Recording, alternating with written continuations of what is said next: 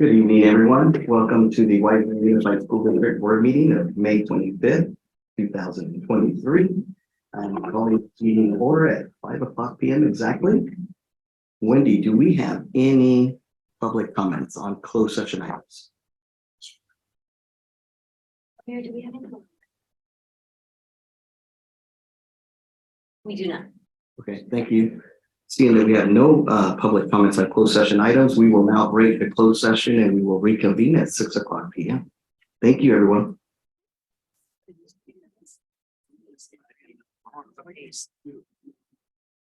Hate doing that.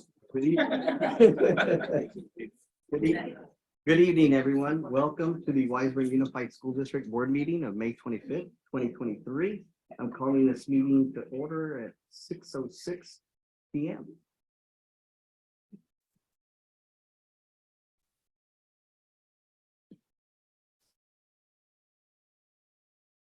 So again, welcome to those that are joining us online tonight.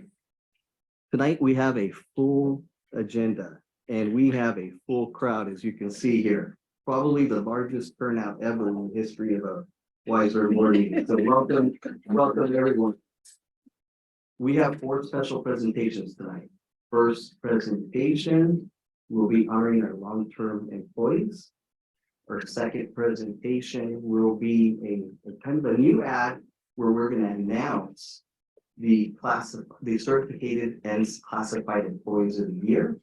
And then we also have 3 resolutions tonight where we're going to honor 3 of our retirees.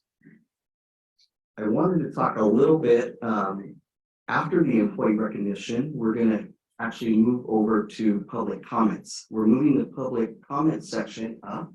As you know, we have many people here that from the community that probably have some concerns with regards to messages that have gone out from both organizations, Wiseburg and Cavinci. So we want to give you an opportunity under public comment to provide comments. I will also have an opening remark prior to public comments, and then I will also discuss a little bit about the parameters and the rule of engagement during the public comments as well. After public comments, we will proceed with our special presentation number 3, which will be presented by NAZ, our bond program manager, which will talk about Measure EE program update, which will include a CTE studio update as well. And our 4th presentation will be by Dr. Monique Ingram with regards to the renaming of our schools, and she will provide an update with regards to that as well. So with that, Wendy, would you please take a roll call? Mr. Ben Willows. Present. Dr. Goldman. Present. Ms. Cappy. Present. Ms. Canetta. Present. Mr. Martinez. Present. Nina, would you please do the honor and lead us in the Pledge of Allegiance? It's your right hand over your heart. Begin. I pledge allegiance to the flag of the United States and to the republic for which it stands, one nation, indivisible.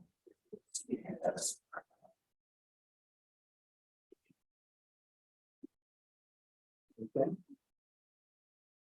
We do not have anything to report out of closed session tonight. And now let's move to adopt the agenda. Do I have a motion? So moved. Second. Thank you, Rebecca. All in favor? Aye. Thank you. And Dr. Silver, I will now turn it over to you for our special presentations. This is one of my favorite board meetings of the year where we get to recognize our employees and our staff. So I'll turn it over to Blake for the special presentation.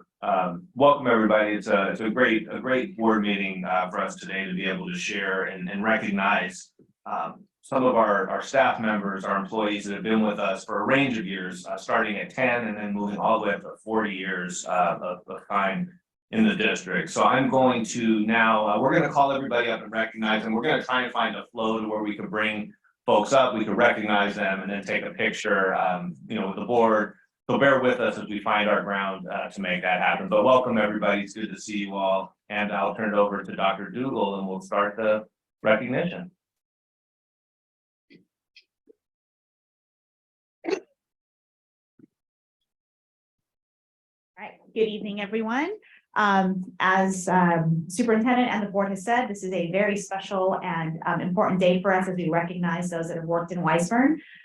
We do have quite a packed house tonight and lots to honor, and so we want to make sure we respect everyone's time, but also take the time to honor those that have worked for our district. And so for the first few awards, we're going to be calling up folks if they can stand in their place.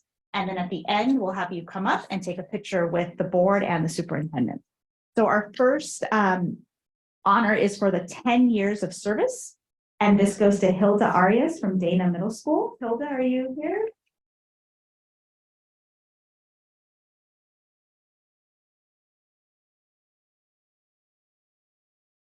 All right. Going to move on to the 15 years of service. We do have a few of these folks, and so if you can stand in your spot, and then I'll let you know when to come on up for your picture. So first, 15 years of service from 138th Street School is Lisette Campos.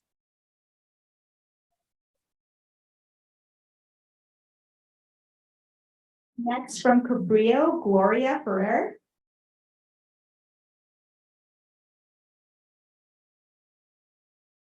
Catalina Martinez from Cabrillo.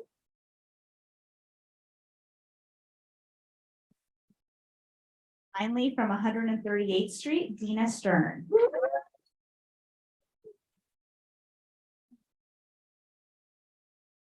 If I can have those of you come up for 15 years of service, we'll take a picture with the board as well as the superintendent, and we have a nice parting gift for you as well.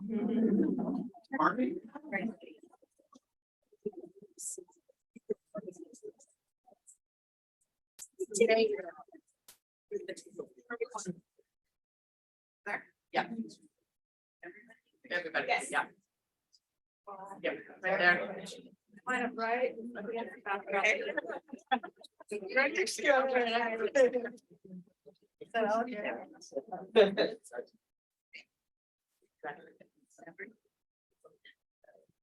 Perfect. Actually, one step this way. This way. Perfect. All right, big smiles. Thank you.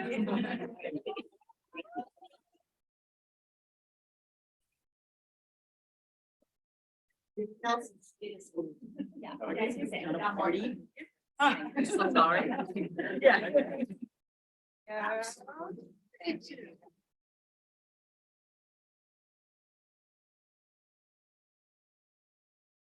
Next, we have 20 years of service from 138th Street, Julie Espinoza. You can stand.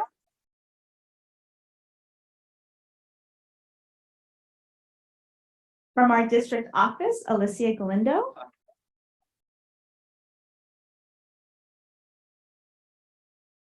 And from Cabrillo, Shannon Kuhn.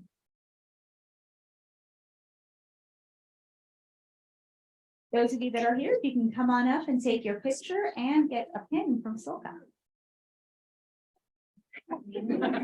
I gotta smile first.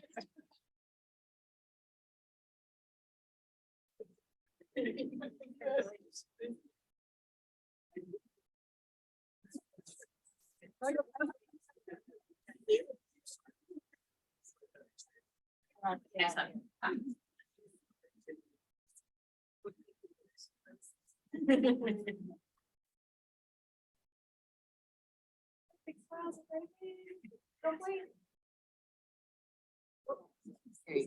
you go.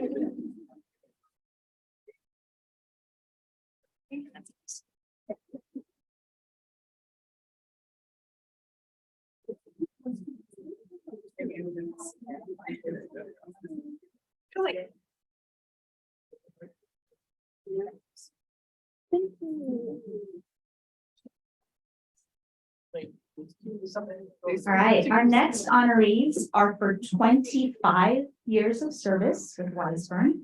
I'm going to call each of you individually, and you'll come up individually to take your photo picture with the board. So the first person from 138th Street and Dana, Lori Croft. Come on up.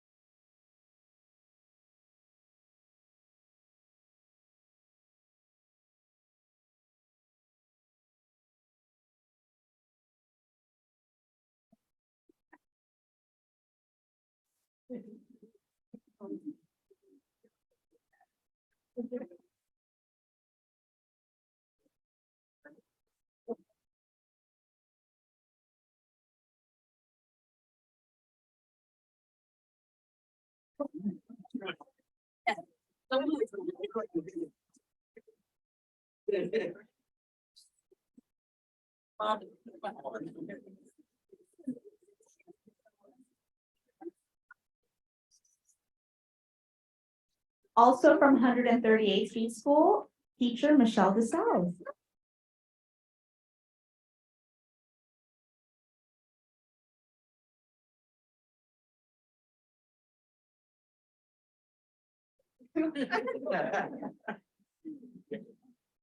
Congratulations.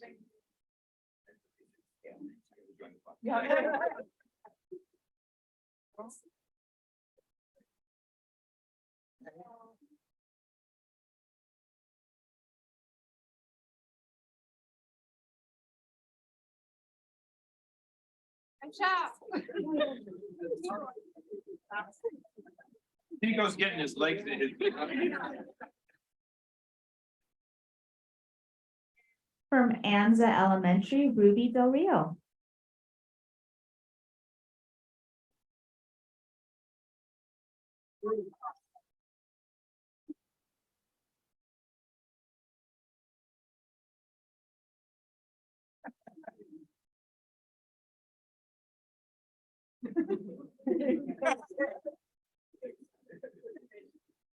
Get in line. Get in line. Get in line.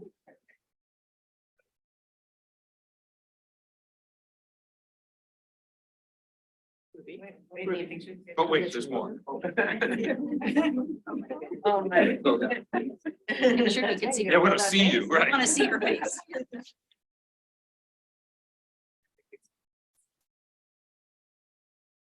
Thank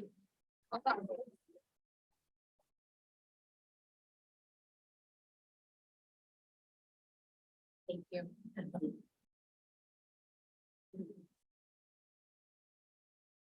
From Cabrillo Elementary, Mr. Greg Foxman.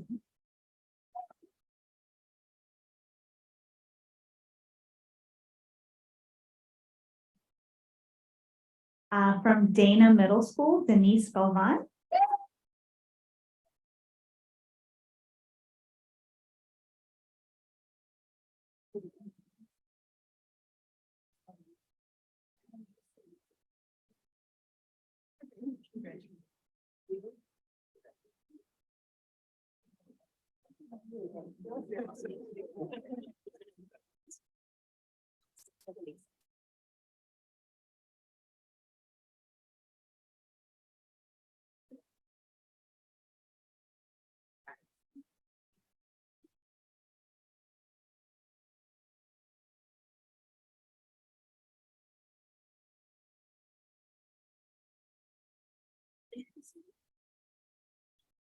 Thank you so much.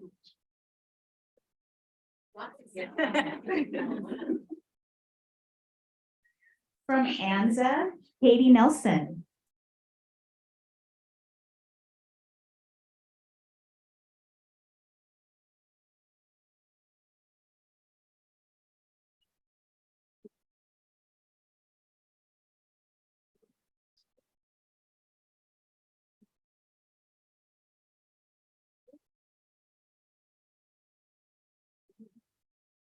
Jump in front of you.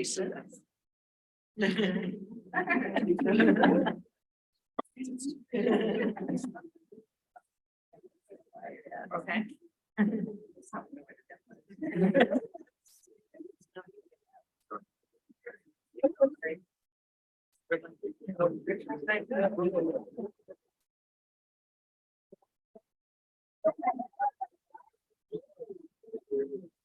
From Anza, Cindy Publico.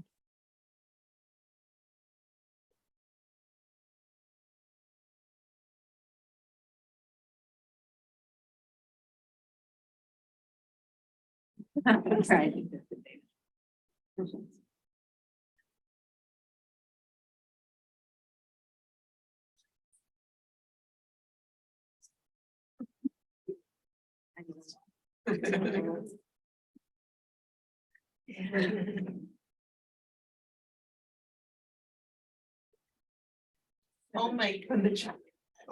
Gonna have everybody out. That's a good idea. Good thing you grew that third hand. Right.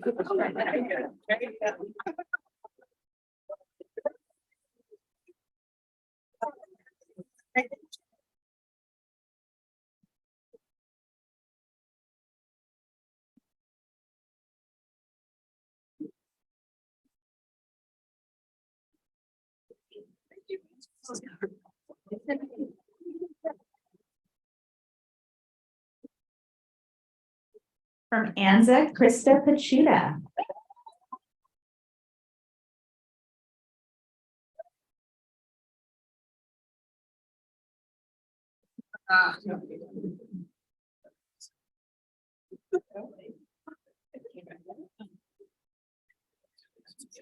Thank you.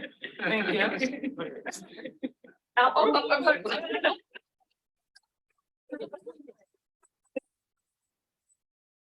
Thank you, thank you, thank you. Thank you. We are more than happy to be stuck with you.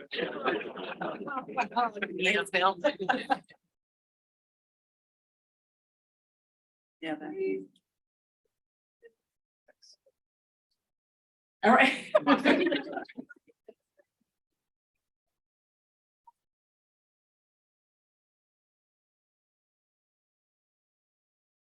All right, moving on to 30 years of service with Weisburn. 30 years. First up from Anza, Renee Amaral.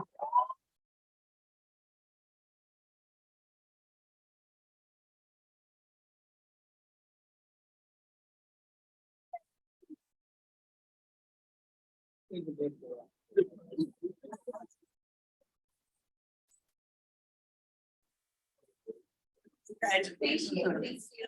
Congratulations. How old makes my daughter?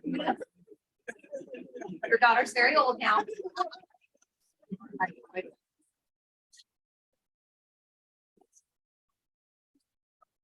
Thank you. I'm gonna put one in there. There we go. That was good. I'll make it efficient. There you go.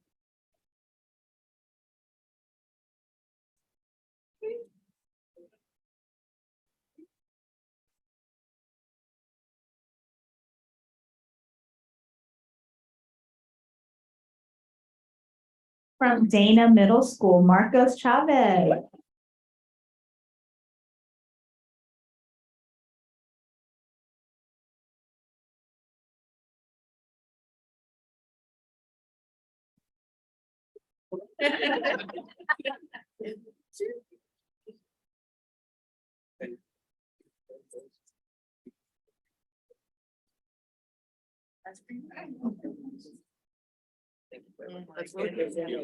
There we go. Got it? All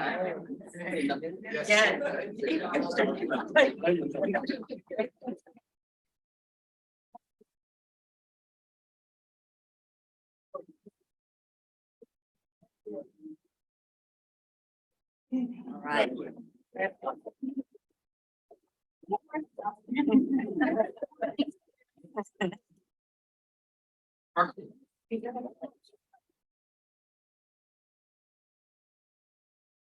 From Anza, Catherine Convection.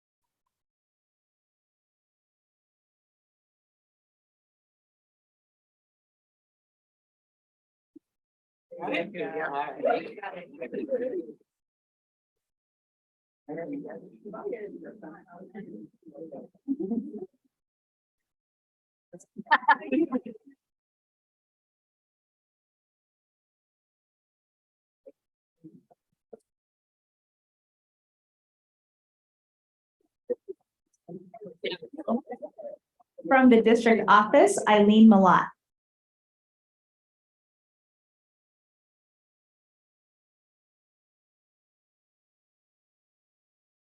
Okay, moving on to 35 years of service. 138th Street School, Jennifer Flanders.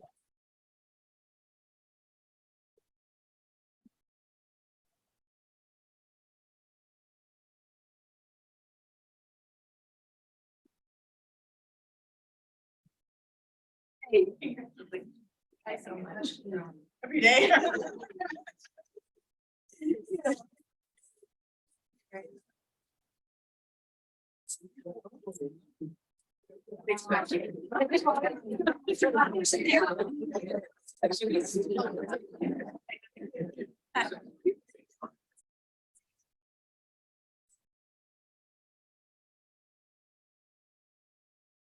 She doesn't know where to look.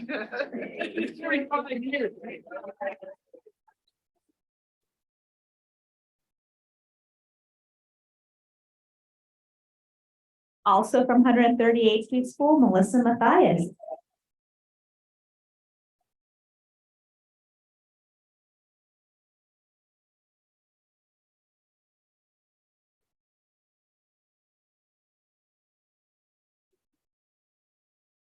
Good job. Thank you so much.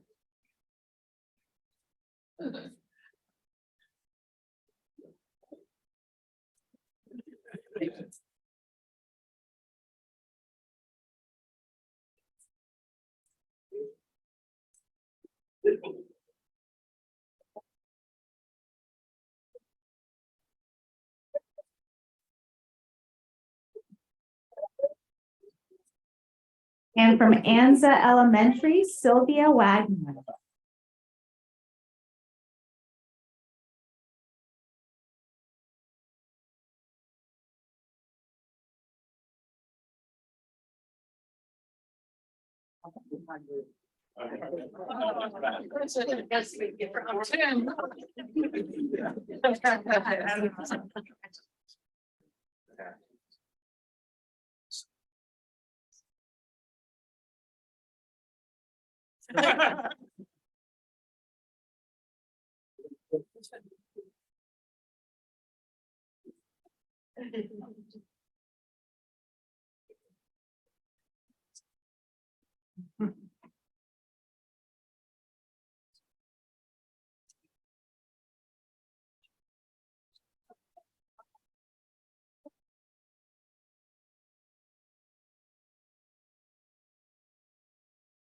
Next, we have for 40 years of service with Wiseburn.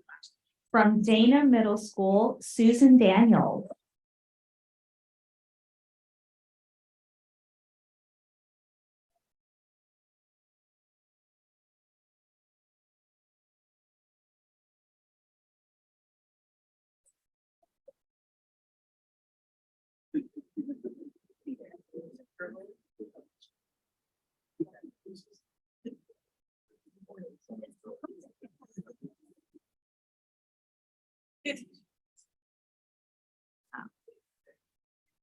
They get heavier. Oh my goodness. Oh my goodness. Right. Take a picture now. You look beautiful. Yeah, you can- Oh, thank you.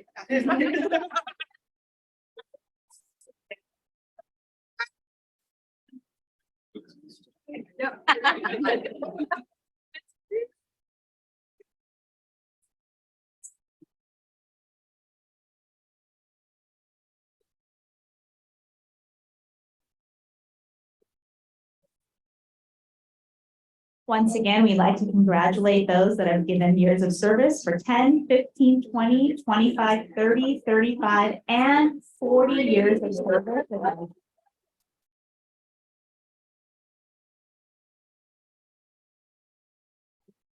Next, we have 3 special recognitions we'd like to give. I'd like to call up from 138th Street School, the principal and assistant principal, Hugo Rios and Summer Graves.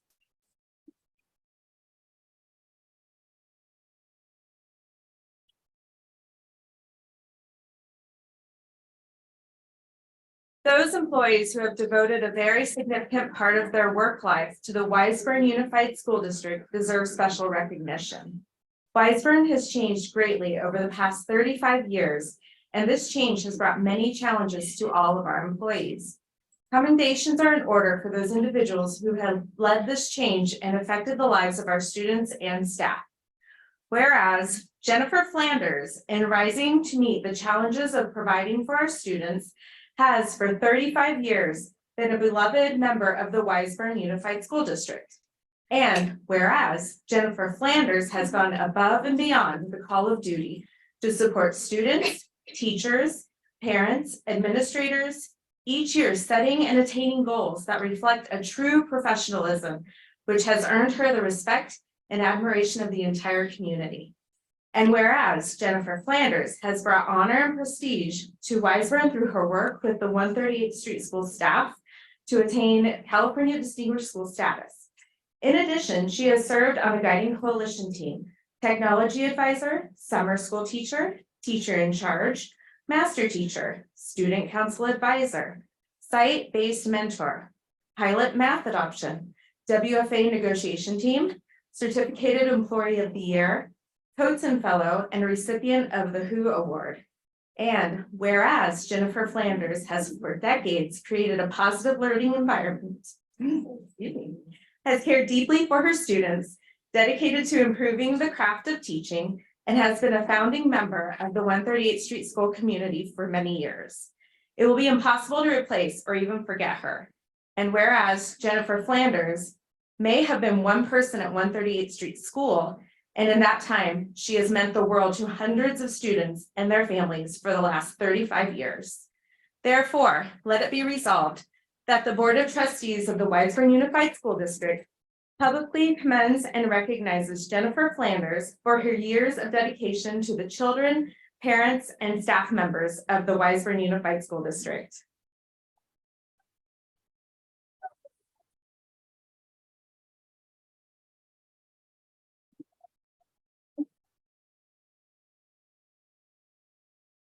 Can't Jennifer tell, but this is a standing ovation. Right in the middle.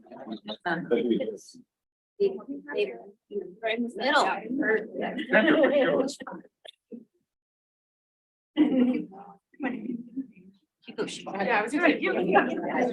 There we go. There you go.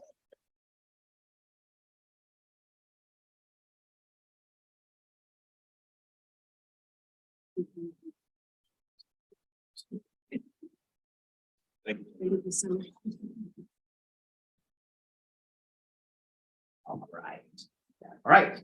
Those employees who have devoted a very significant part of their work life to the Wiseburn Unified School District deserve special recognition. Wiseburn has changed greatly over the 31 years that this change has brought many challenges to our employees. Accommodations are in order for those individuals who have led this change and affected the lives of our students and staff. Whereas Katie Milius, in rising to meet the challenge of providing for our students, has for 31 years been a beloved member of the Wiseburn Unified School District. Whereas Katie Milius has been described by her colleagues as creative, artistic, dedicated, innovative, and a worldwide traveler.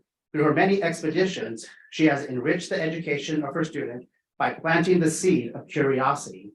And whereas Katie Milius has brought honor and prestige to the Wiseburn Unified School District through the work within the 138th Street staff to attain California Distinguished School status, she has also contributed to our school culture and successes through her participation as a Guiding Coalition team member, summer school teacher, master teacher, after-school reading intervention teacher, site-based mentor, and student council advisor.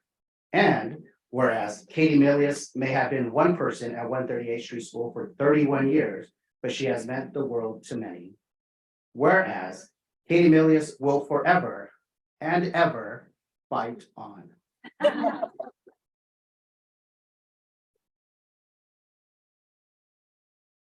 Therefore, let it be resolved that the Board of Trustees of the Wiseburn Unified School District publicly commend and recognize Catherine Katie Milius for her years of dedication to the children, parents, and staff members of the Wiseburn Unified School.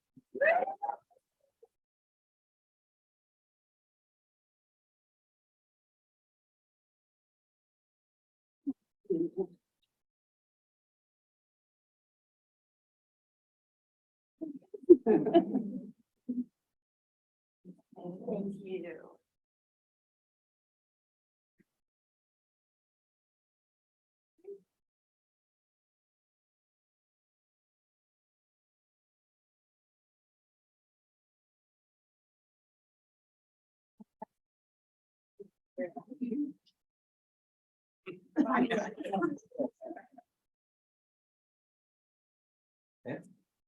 Good evening, everybody. This is a resolution honoring Catherine Conduction for 35 years of service in the Wiseburn Unified School District. Those employees who have devoted a very significant part of their work life to the Wiseburn Unified School District deserve special recognition. Wiseburn has changed greatly over the past 30 years, and this change has brought many challenges to all our employees. Commendations are in order for those individuals who have led the change and affected the lives of our students and staff. Whereas Catherine Conduction, in rising to meet the challenges of providing for our students, has for 35 years,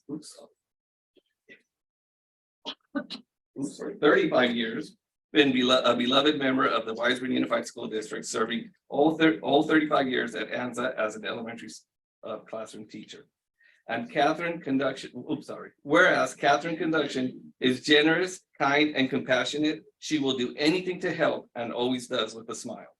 Whereas Catherine Conduction for decades created a positive learning environment and nurtured and cared for many students, consistently lifted others when they needed it most.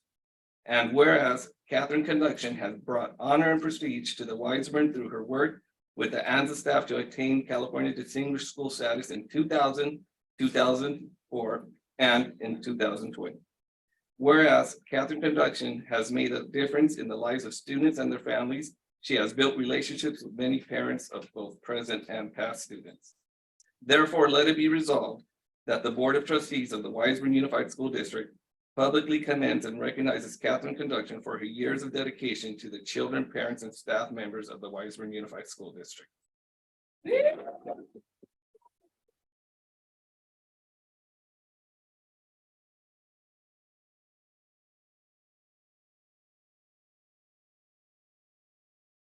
I think Alberta needs a resolution for saying my name with my last name, like 7 or 8. No, we don't. Yeah. There you go.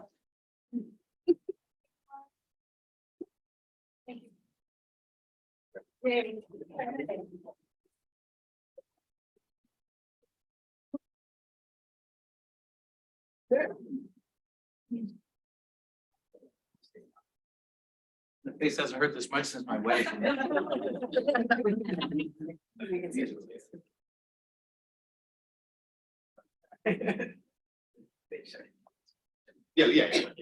Are we gonna take more pictures? Yeah, we're gonna take more pictures. Sorry. Lots of pictures to take today. I just want to, I had shared with staff and with our team as we started going through May and Employee Recognition Month, that when you look at the LACO calendar for Teacher of the Year and Employee of the Year, it lined up better to honor our 2 Employees of the Year at this time, rather than wait until the beginning of the school year as we typically did at our welcome back banquet or welcome back lunch, welcome back event. It was a barbecue and maybe partial barbecue last year. Nonetheless, we did want to share our certificated, our Teacher of the Year, as well as our classified Employee of the Year. And we want to do so in video. We're lucky enough, Erica Corder has put together a wonderful video that's been on Instagram and some of our social media outlets. So I'm going to let the video do a better job than I will of introducing our certificate. Where are we starting with classified Employee of the Year? Of appreciation events and the spirit of recognizing folks. We wanted to bring you together to celebrate a real important person in our district. We're here to recognize one of ANZA's finest employees. We're really happy to do that today. The Classified Employee of the Year for this year is someone who's really been an integral part not only of ANZA but of the school district for almost 9 years. This person is known for their exceptional work, performance, and involvement in the entire school community. They're known for their outstanding leadership. This individual has been treasured and valued at ANZA and in the district. They've been creating a positive impact or fostering a positive environment at this school for over 9 years, as I shared. With a warm and friendly demeanor, this person makes every interaction a positive experience. They have been described as dedicated, supportive, and welcoming, truly representing the spirit of Weisburn. Whether assisting parents, teachers, administrators, or students, their presence is synonymous with efficiency, expertise, and calmness under pressure. Apart from their daily responsibilities, they also actively participate in the ANZA Parent-Teacher Association, School Site Council, and play a crucial role in managing summer school for Weisburn Unified School District. Their contributions to our school community are truly invaluable. By now, you might know who I'm talking about. It's my absolute pleasure to announce Susan Castellanos.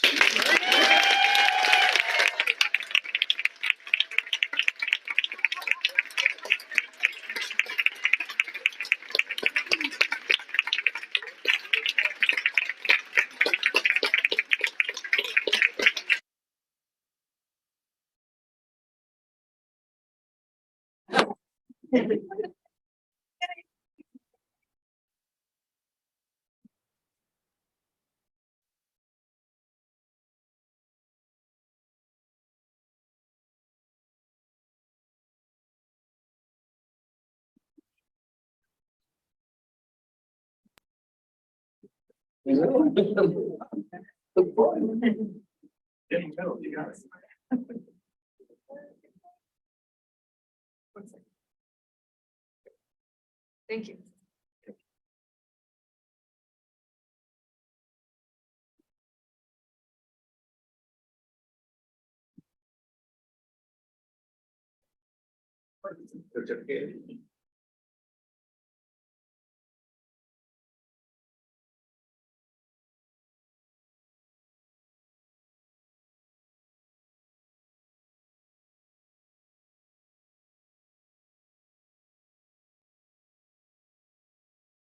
This is an educator that we're going to recognize today who's made a real significant impact on the Dana Middle School throughout the years. When you step into this person's classroom, you are immediately met with an atmosphere of warmth, an atmosphere of encouragement, high expectations, and someone that's looking at student accomplishments in a very positive way. There's decorations all around the room, individualized posters, academic challenges, and all of that. They're really engaging, and that's one thing that I would say walking in this person's classroom recently is how engaging the classroom is even without students being in that room. This person is also supportive and accessible to her colleagues. They share their practice with others and offer guidance. This individual has been inspiring students and fellow teachers for over a decade in Weisburn at Dana Middle School. A master of the subject they teach, they've made their mark on countless young minds. But it's not just their subject matter expertise that's important or that sets them apart. This person goes above and beyond to ensure that every student feels welcomed, heard, and appreciated. By now, you may or may not know who we're talking about, but it's my distinct honor to recognize Weisburn's Teacher of the Year for 2023. It's none other than Ms. Amy Glass.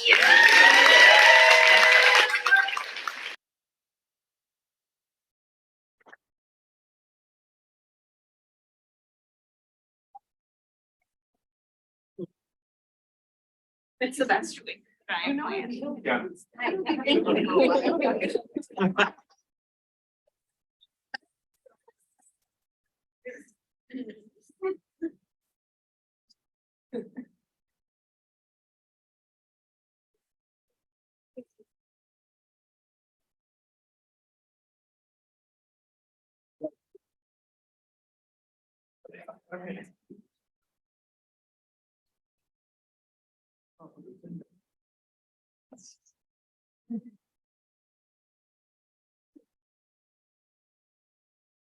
So we worked a little bit out of sequence. I'm not sure who's running this meeting. We'll figure it out. So we're gonna go ahead and take a motion on the resolutions. And we're gonna take all three. Yes. We can take them over. A motion. Second. All in favor? Aye. Aye, absolutely. So I just wanted to take a moment. Now you know why this is my favorite night of the year. It's very special. I wanted to congratulate all the awardees and their families that are here tonight. Thank you for the dedication, your commitment, and more importantly, the contributions that you've made to Wiseburn Unified School District, and more importantly, your students. Thank you. Thank you very much.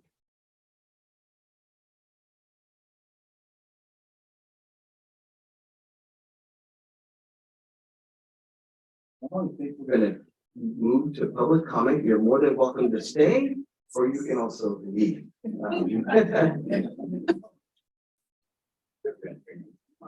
Recess. Yeah. We're gonna take a quick recess for a minute.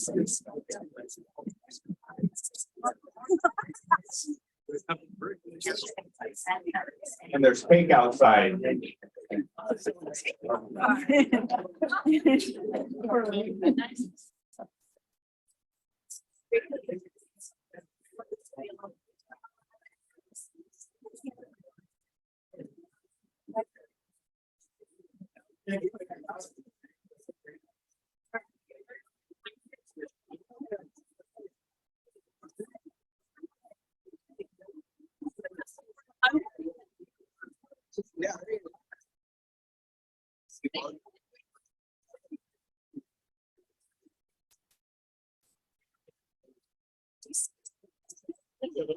Yes.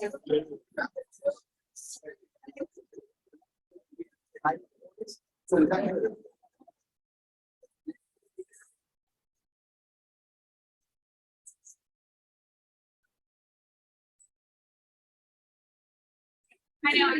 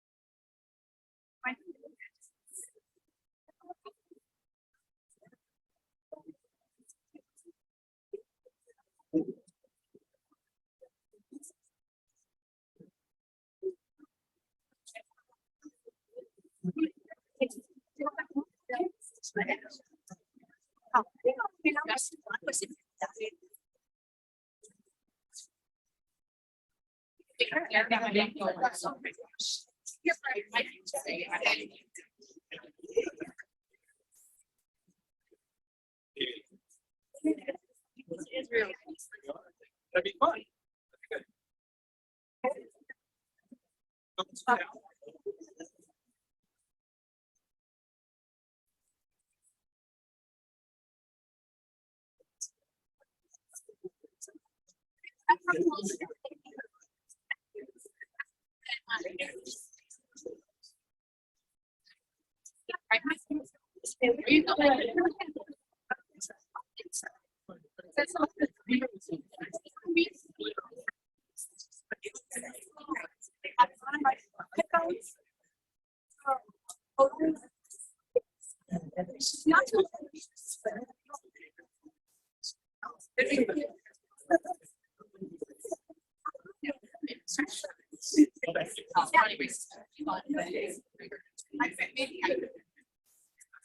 Yeah, but regular.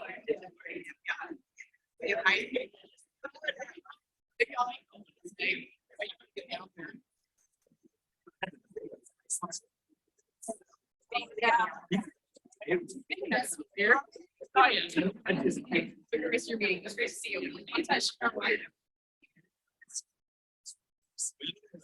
No, so I just, I'm sitting at each, right now, but I don't get excited.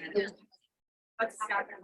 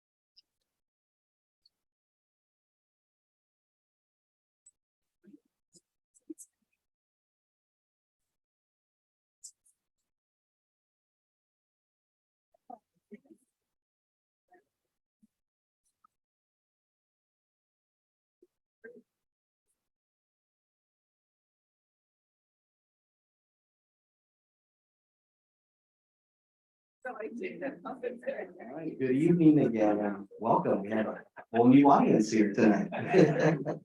Fantastic. So we're I'm gonna have a few remarks tonight, right prior to going on public comment.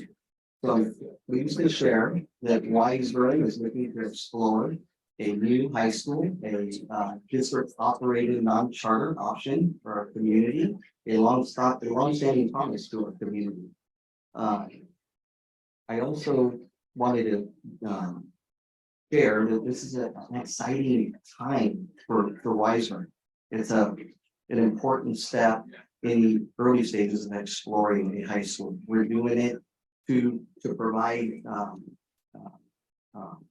expand our educational opportunities, enrich and diversify our opportunities to our students, all while still maintaining and complementing the offerings that Da Vinci's currently providing. With regards to the exploration of high school, it's early. It's the early stages of it. We plan to form a group, probably a community advisory group, to be involved in this process. It's very early on, but what I can assure you, on behalf of this board, there will be no disruption to the students. In other words, if the students start at Da Vinci High School, grade 9, they will complete their journey here through 12. There will be no disruption. I want to make sure that that's clear. So now I will turn it over to actually Blake. I think you have the speaking cards. Are there any other cards that we may not have here at the podium? Okay, so how many? I think we have 17 cards and 20 minutes. Okay, so given. Oh, So 19. so we have a total of 19. So given the amount of speakers that we have, I would like to ask my colleagues here for permission to extend at least 10 minutes to 30 minutes. If that's okay, to 30 minutes. And then given that we have 19 speakers, we're gonna, so maybe I need to ask for a 20-minute extension for public comment. My colleagues are okay with that. And then given that we have 19, everyone will have 2 minutes to present. By the public bylaws, the board cannot respond to public comments. So I want to make sure that's clear. And then we are making, given the amount of public comments, we are going to extend and everyone will have 2 minutes. So it needs to be respectful and courteous, so that way that everyone has a chance for input. Okay. Yes, Blake has the names. I think Blake is going to read the names. And again, welcome. And Blake, I think you're going to go So ahead. the first speaker, I'm going to just say Christina. Christina, I don't want to mispronounce your last name. I'm sorry. Appreciate that. Thank you. It's Joubert. Joubert. Thank you. Welcome. Thank you. Thank you for having me.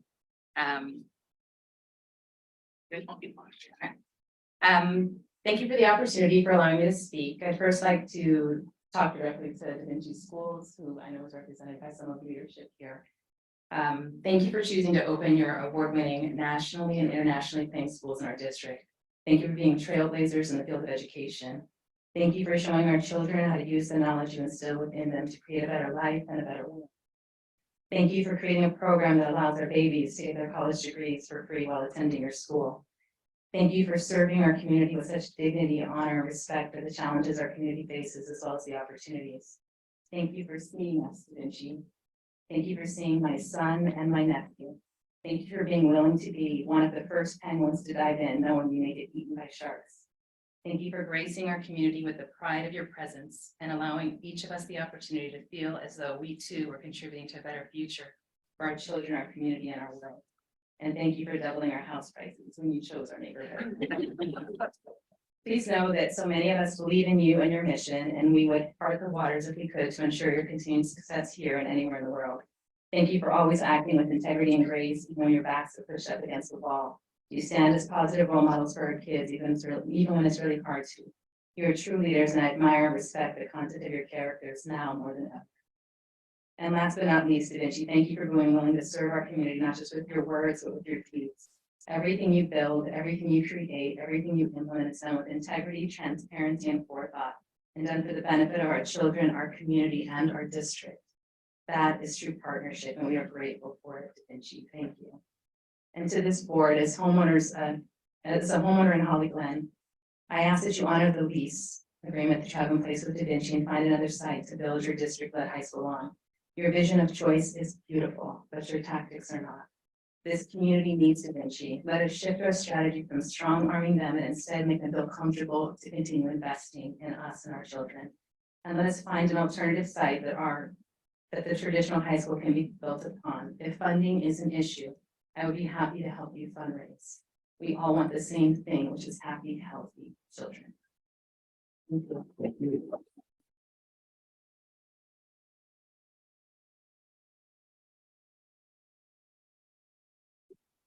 Michelle Sanders.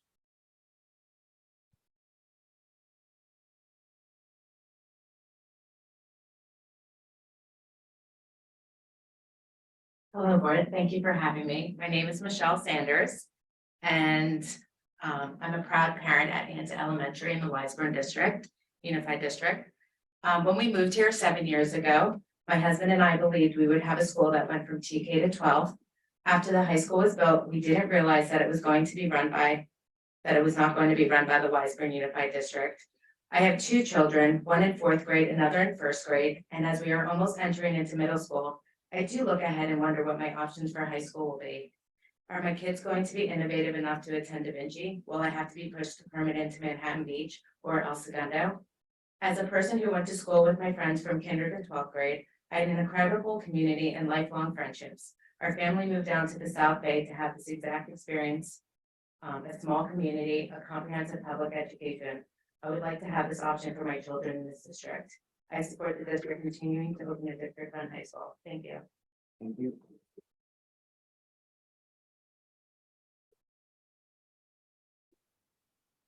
Helen Martinez.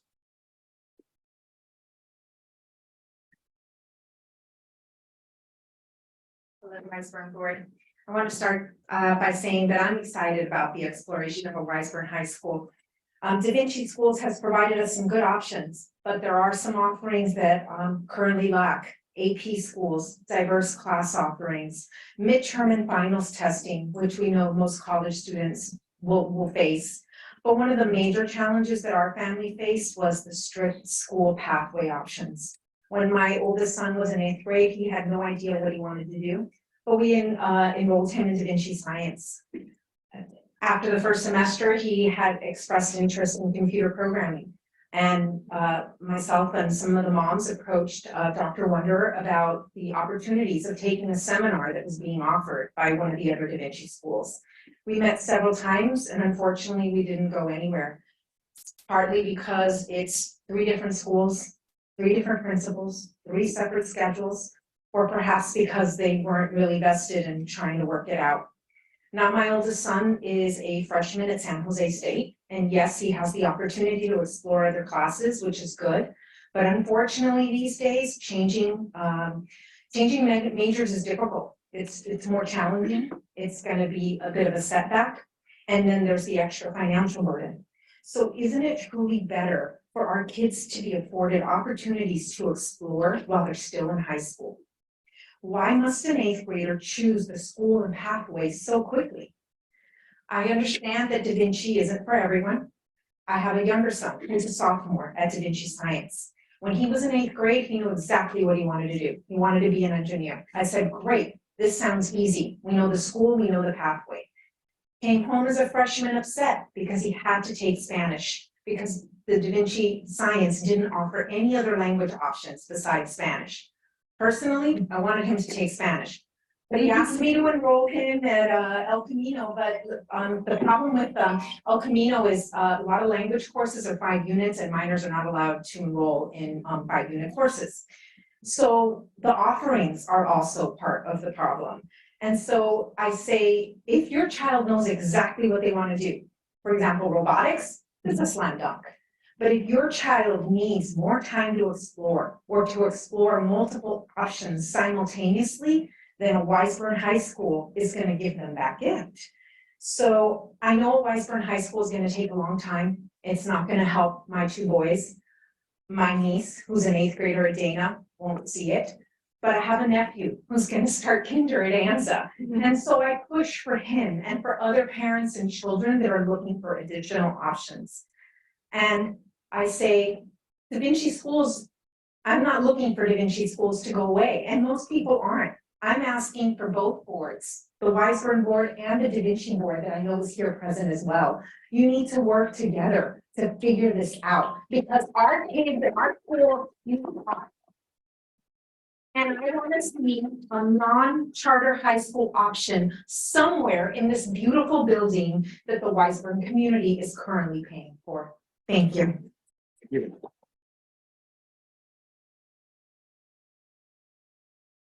Harley Hoff.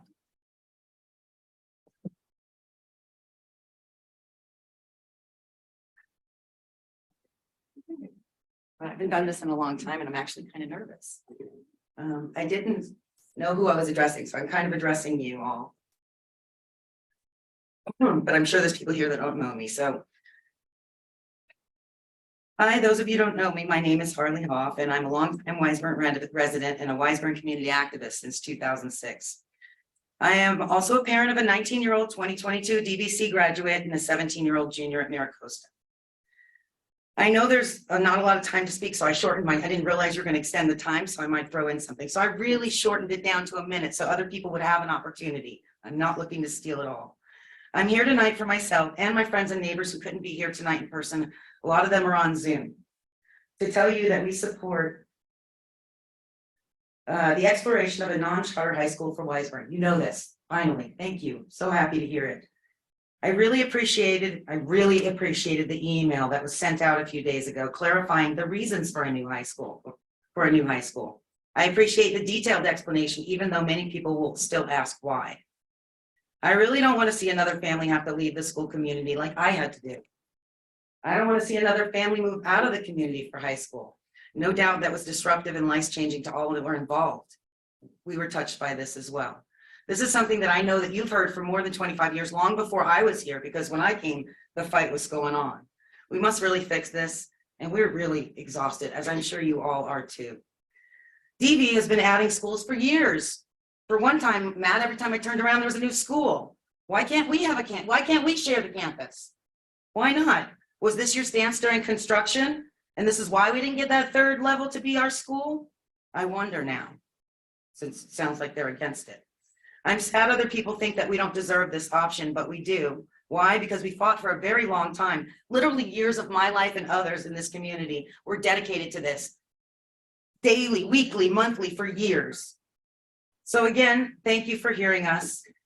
You have my support. You have the support of a lot of my friends and neighbors. And if there's anything you need from me to help, I'm here for that. And since we have a little bit more time, I would like to add something. I didn't speak about my kid's experience at DV, that would have gone on forever. But my son's in his first year of El Camino, and he made the dean's list. Whereas he struggled through Da Vinci, not one accolade for any kind of academic. And he has a full load. He doesn't have any collaborative classes. There's no collaboration at El Camino. Maybe there are at other universities. I just want to say, that's why. That's why for me, okay? And I'm not looking to get rid of DV either. Nobody said that. So thank you for your time.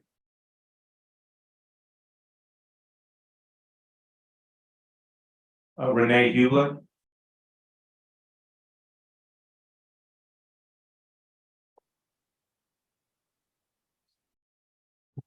Hi, as y'all know, my name is Renee Hubler. I'm a member of Weisburn Community, a mom of DV Science, who graduated and one who's currently graduating this year. Even though I will no longer have kids going to Da Vinci, I'm still very invested in what is best for our community.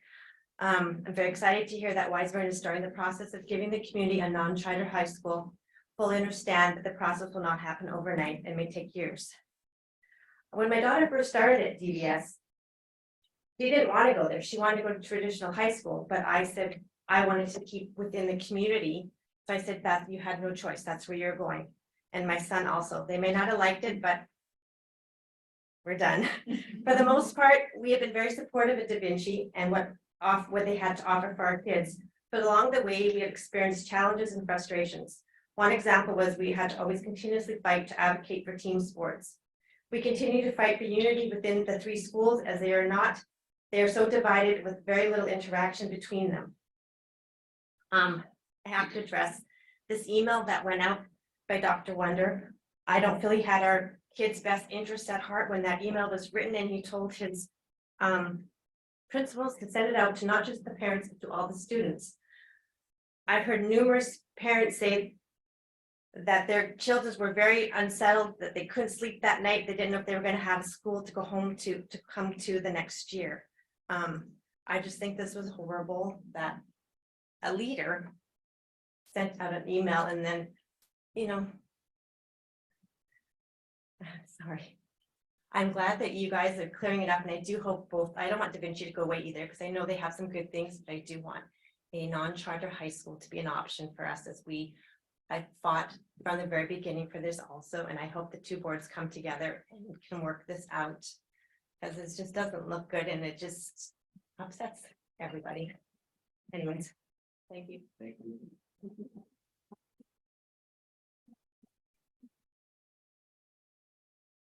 I have Sarah, I'm sorry that I can't read the last name. Lalau. Was it Lalau. Lalau? Thank you. Hello, my name is Sarah Lalau, and I'm a Wiseburn resident and a mother of a 4th and 6th grader. First, thank you for your time. I know you guys are volunteers, and this is probably going to take up a lot more of your time in the coming future. But as a community member, I have to say I'm opposed to the actions that you have taken. The move to terminate the facility use agreement with Da Vinci Schools, a nationally awarded program, and the only operating high school serving our community, is irresponsible and destabilizing for our children. First, I asked what was the impetus for this termination. My husband and I have started, purchased, and sold many businesses. Contracts often require amendments, which takes collaboration. The termination signifies the end of a partnership. You posted on the Wiseburn Unified website about how you're working together and how fantastic the DV schools are, which is in direct contradiction to the termination letter you sent. Second, you spoke of a fiduciary duty to the community in your statement on May 23rd.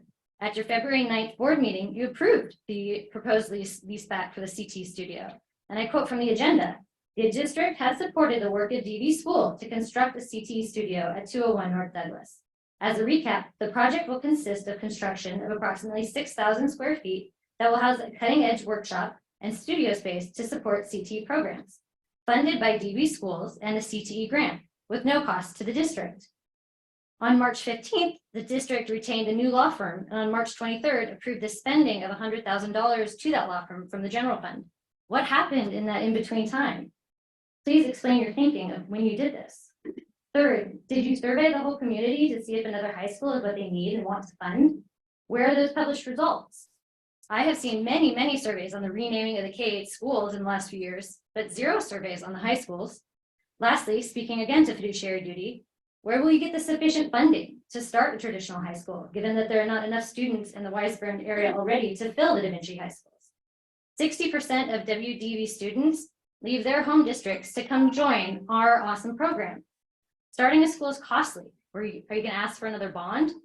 The board stated at the March 23rd board meeting that they're in favor of supporting yet another statewide school construction bond.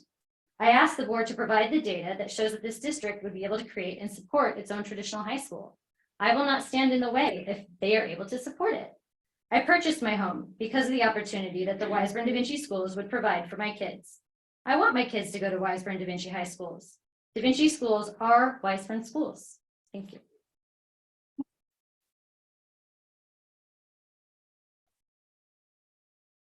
Jessica Doherty.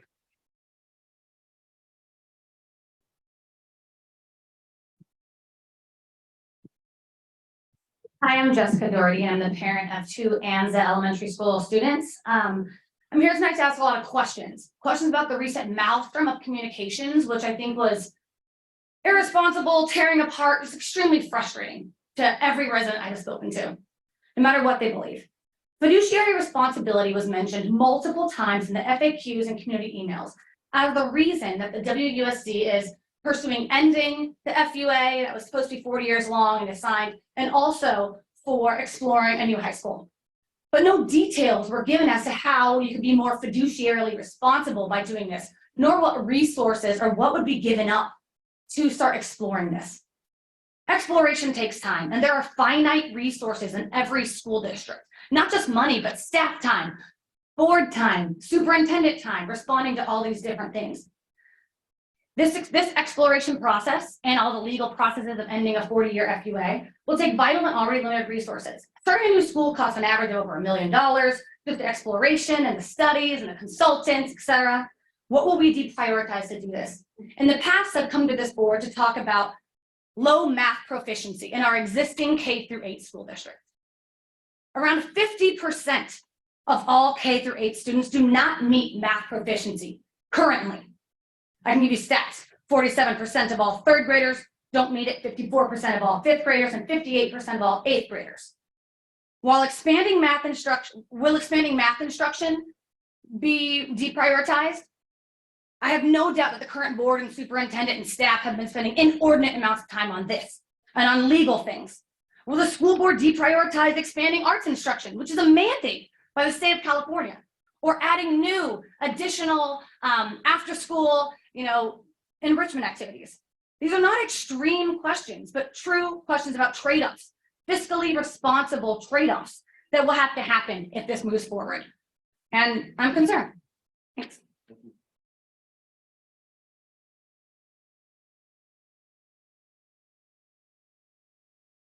Julie Guthrie.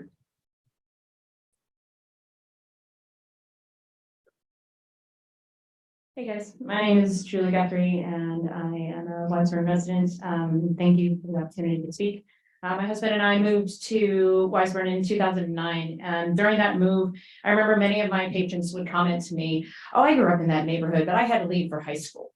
I had one colleague who lived in Wiseburn, and their kid was one of the early Da Vinci kids, and I remember just hear all these exciting stories of getting to remain in the district for the rest of their kids' years. And as a clinician and as an adjunct professor, I see the incredible value of being able to have strong communication and collaborative skills that we work with our training physical therapists.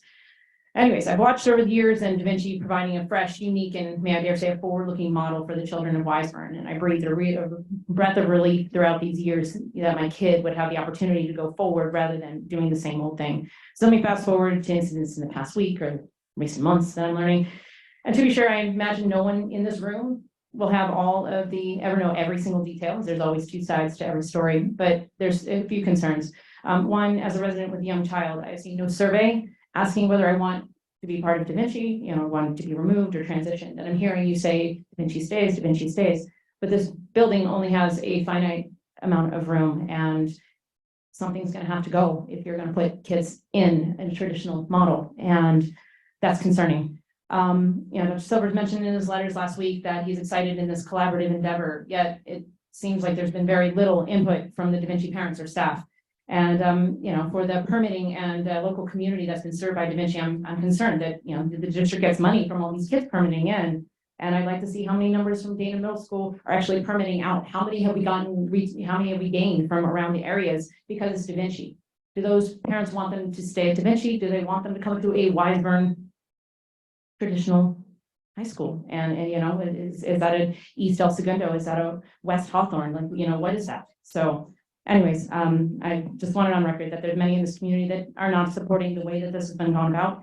And, I do support you guys working collaboratively to fix some of the problems the incongruous schedule with the district, bonding time between schools, and playing the game of AP classes. So, but I think that you need a couple more voices to listen to.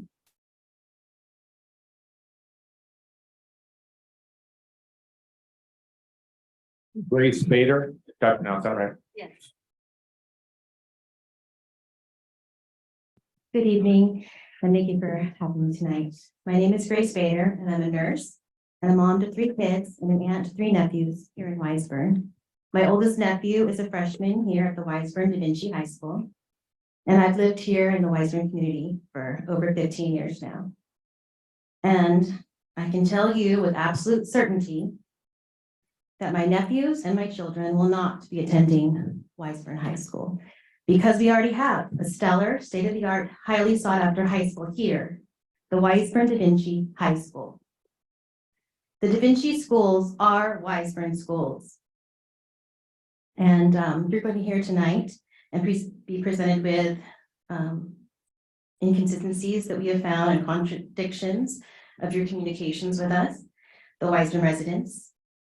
But what I want to address is what I feel, the callousness and uncaring that this board has displayed so publicly. As I said, I'm a nurse, I'm in the practice of healing.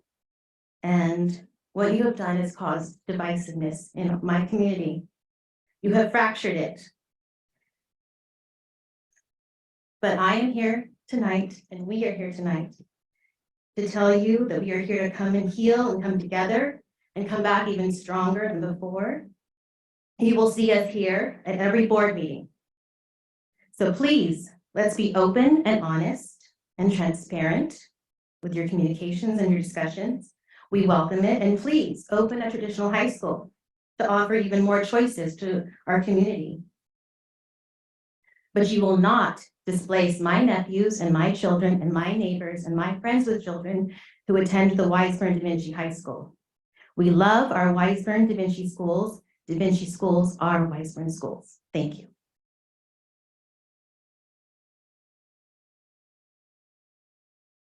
Julie Hogner.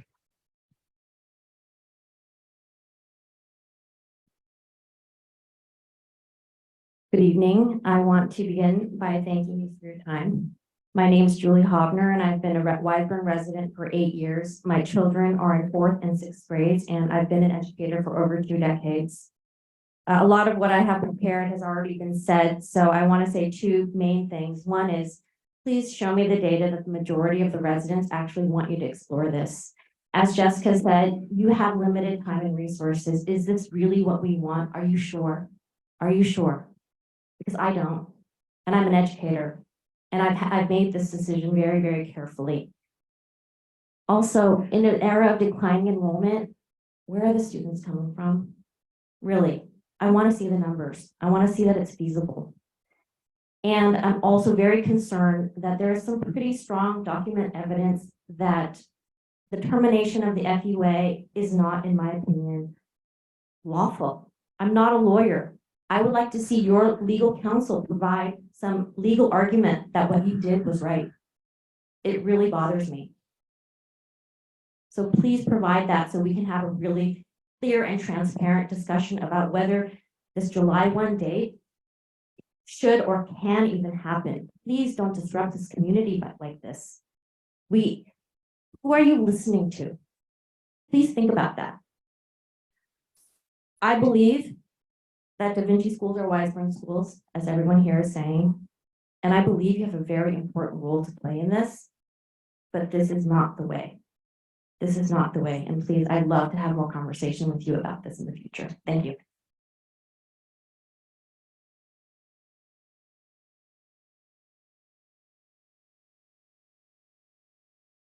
Lindsay, is it Borgeron? Okay. Ann Carlson?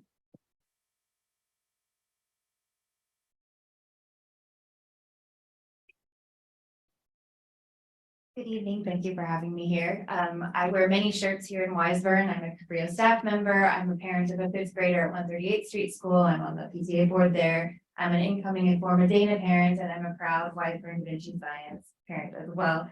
Our family considers ourselves a true Weisburn unified family.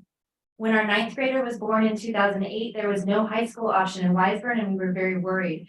Our family joke is that I started attending Da Vinci High School information meetings when my son was in diapers, way before we even started researching preschools. I have followed Da Vinci's impressive development closely ever since. We were over the moon when Weisburn Da Vinci became our district's official high school option in this beautiful state-of-the-art facility we stand in tonight. And we were so grateful for the funding that Da Vinci brought to our district to make such an excellent option for our children available immediately after we became a unified district. Until last week, we had no doubt that our children's path from kindergarten through 12th grade was promised and secure. It's one of the reasons we've stayed in this neighborhood. Both our kids were guaranteed the same education in the same facilities here. But now that future is threatened. What the district has failed to acknowledge publicly is that when you put Da Vinci on a year-to-year lease, you are also putting our children's futures on a year-to-year lease. Our high school students don't deserve this threat of upheaval from the district that could come at any time. This group of students is only just now finally feeling stability again after the traumatic years of the pandemic lockdown. How can anyone call next year business as usual amidst this uncertainty? How will this decision not affect enrollment, faculty retention, and the reputation for Weisburn Da Vinci? Already, it is severely impacting the trust between the district and the community. I don't need to tell you how excellent these Weisburn Da Vinci high schools are. Even more meaningful to me as a parent is that our district's own faculty and staff send their children to these schools. Case in point, I see at least 2 Da Vinci high school parents on the dais before me. It's one of the main factors that drove our decision to enroll our son in this school. Our Da Vinci students deserve to be assured that they are able to graduate from this building. It sounds to me like our current middle schoolers may have a tough choice between a sabotage Da Vinci and a 2 green or non-existent district option. The community needs to understand immediately where you plan to house a new high school and how many students you envision on this campus. If you're planning a takeover of this building, in which facilities precisely will you put the Da Vinci schools? You say Da Vinci is guaranteed facilities, but we need specifics. While the district has the luxury of a long timeline of next several years to plan a new high school option, we families do not. We have practical decisions we need to make today. Thank you. Felicia Villarreal. Hey, everybody.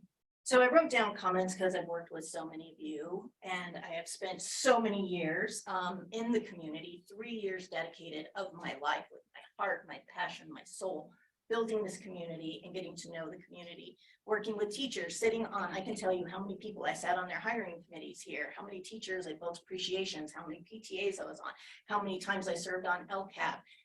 I immersed myself in this community because when I first came, I went to my 6th grade orientation with Blake, and he wanted to make these changes. He wanted to build community.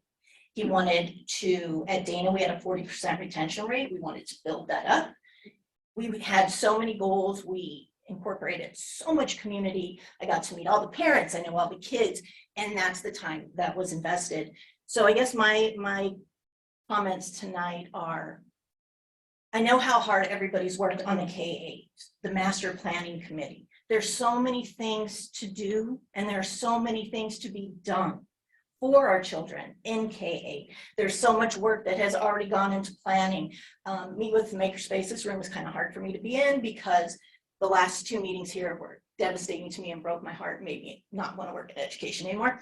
So I went into festivals, but kids are more than a 3 to 5 year implementation of a program. And I understand my work ethic and my love and my compassion are very hard to duplicate. That didn't mean what I had to provide was unsustainable.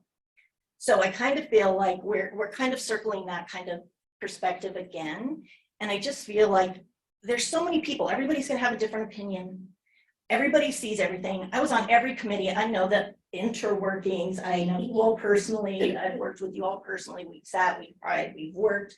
We're passionate. We love kids. This district, I was a founder in WISH Charter in the LAUSD school district. Facilities are a nightmare for everybody. This district inspired me. It is a local school district that is managed independently by people who care. Partnered with a charter school that loves education and loves kids and innovation. This is the most spectacular, special place in the world. And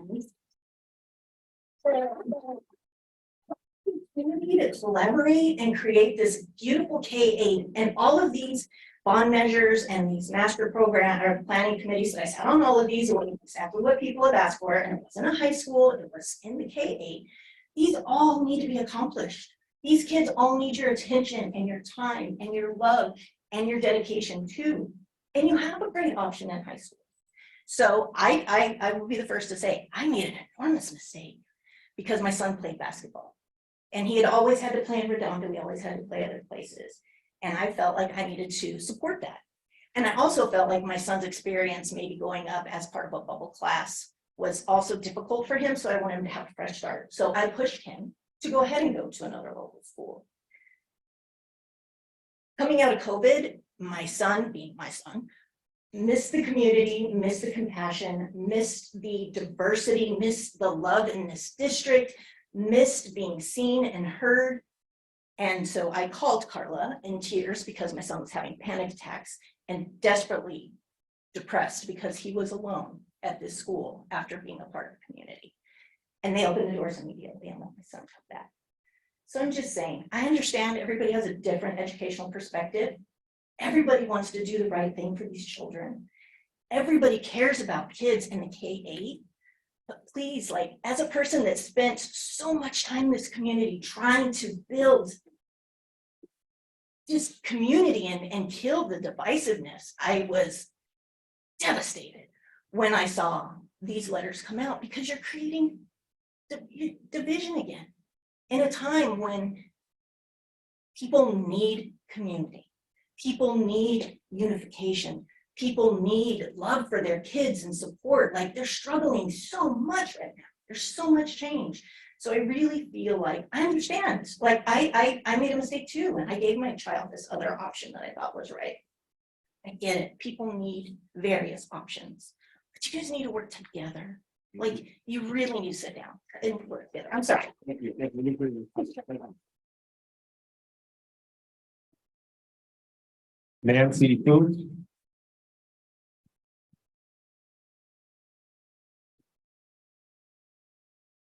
A member of the Weisburn board and the community. Thank you for the honor to allow my children to be a part of the Weisburn School District, and I thank you for the opportunity to speak. I have two Da Vinci high school students, a junior and a freshman, and another incoming Da Vinci Connect sixth grader. And the Da Vinci high school players love their school. They have great, awesome tutors. They have mastery-based grading where they can revise and strengthen their work many times throughout the semester with help and feedback from their teachers. They focus on social and emotional learning where they care for the emotional growth of the students in addition to their academic growth. They have project-based learning where they integrate their core subjects of learning through real-life problems that need to be solved. For example, building a home for a homeless person in their civil engineering class. And they have their world championship robotics team. The robotics team was made it to a championship again this year, and I had the privilege to chaperone the team to Houston along with 9 other parents. And they had awesome mentors who emphasize working together as a team. They have 8 directorates or groups that they learn to work together. And this is because no one person knows everything about how to build or run a robot. And so they learn to collaborate and work together, a skill that they will need in the real world after they graduate. And they call this gracious professionalism. If any of the Da Vinci High School students get this place, the team will no longer have a place to build and perfect their robot. They will no longer have a place to have outreach events to the community, such as Rock Around the Block demos and summer robotics camps. They could not depend on this facility during the most important build season, and thus possibly not make it to the championship in future years.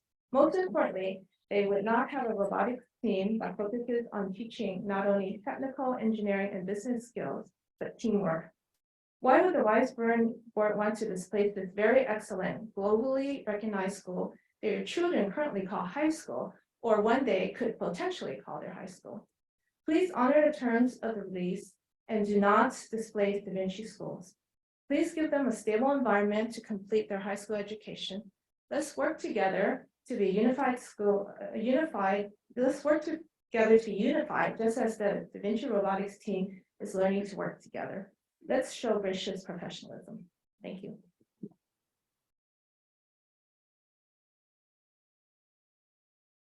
Carol Mendelson.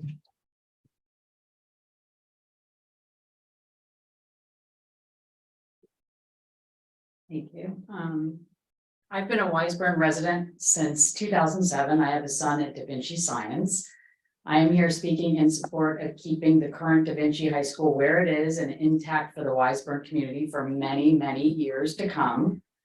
Here's why.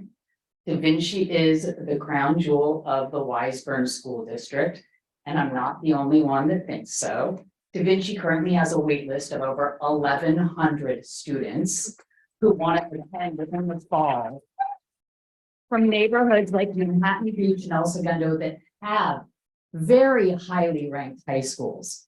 80% of Da Vinci graduates enroll in college right after high school and are accepted to elite schools like Berkeley, Cal Poly, Harvard, MIT, Stanford, Yale, Dartmouth, Columbia, and the list goes on. So now let's talk about Wiseburn's other schools. They're average. Parents I know pulled their kids from our elementary and middle schools because they lacked academic rigor. They don't have long wait lists with students permitting in from Manhattan Beach and El Segundo school districts. The district hasn't been able to get a sign made for the 138th Street School 3 years after changing the name. I'm not sure we even have a permanent name yet. And Wiseburn wasn't able to procure a high school without Da Vinci's expertise. These past 2 weeks, they've demonstrated a failure to communicate properly or professionally about this issue. But most of all, we don't have any evidence that Wiseburn is better qualified now to open a high school on their own than they were 14 years ago. Where is the hiring plan for teachers, administrative staff, coaches? Where's the curriculum? What's the vision? Where's the compassion for children's education? If you read between the lines, it's obvious their idea is to take the building and resources in order to shortcut their processes of building a school. If they are willing to shortcut critical steps in building something special, can we really trust them to make this transition and merger? Can we really trust them with creating a highly ranked learning institution for our children? And why would we when we already have one right here in our very own neighborhood? I'd ask that the board and the parents in this district to weigh out the current board's abilities to execute their plans and ask yourself if you think they can be trusted to help usher our children through this critical phase of their education as they prepare for college and their adult lives. Thank you.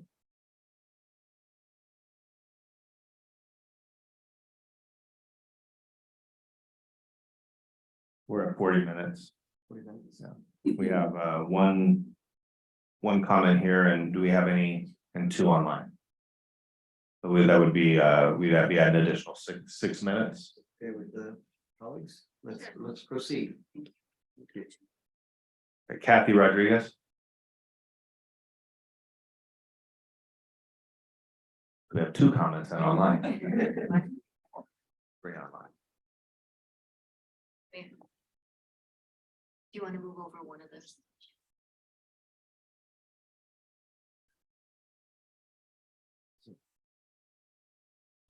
For those who are joining us virtually, please keep your public comments to 2 minutes, please.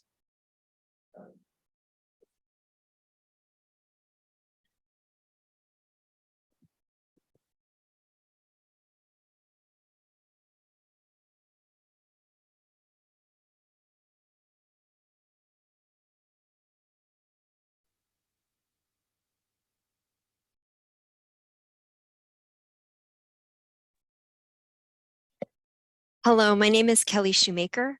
I am the proud mom of a 9th grader and a graduating 12th grader at Wiseburn Da Vinci High School and a proud teacher at Cabrillo School. As the pandemic wanes, we are eager to focus on important issues that were sidelined by it. But in our eagerness to get back to business, I implore you, our school board and school administrators, to please put timing and effective communication at the forefront of your decision-making process. Teachers are grateful for the praise we received during Teacher Appreciation Week. What many may not know is that Teacher Appreciation Week marks the beginning of an exponential increase in teachers' workloads. A great way to show appreciation for teachers would be for our district leadership to say, "We hear you, parents. You want a longer school day, a district-wide behavioral support program, whatever. But it's the middle of May. The end of the school year approaches. We will make time in the coming school year to collaborate and plan so that this big change is made thoughtfully, confidently, and communicative positively. But for the past 2 years, this is not what has happened. May begins a busy time for students and their families too. So many milestones, events, and big feelings. Not the best time for earth-shaking announcements. Instead, the announcement about a WUSD non-charter high school was a gut punch for a good number of students who found out about it without the support of an adult who understands our high school's complicated, innovative history. The announcement angered, upset, and scared many students and parents. I appreciate you all, our dedicated school board members and savvy administrators. Please keep timing and communication at the front of your decision-making process, because the people you serve are shifting with and absorbing the stress of all these big decisions. But we no longer have to always pivot on a dime. We can be more thoughtful and measured so that every one of our constituents feels respected and cared for, so that new programs and big changes are rolled out calmly and successfully. Thank you. Thank you.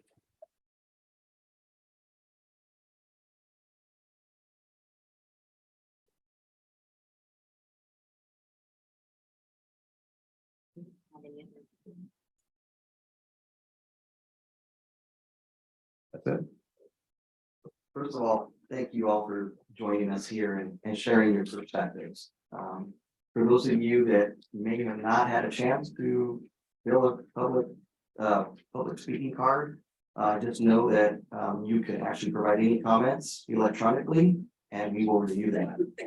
Furthermore, we have some upcoming board meetings. I think our next board meeting is June 6th.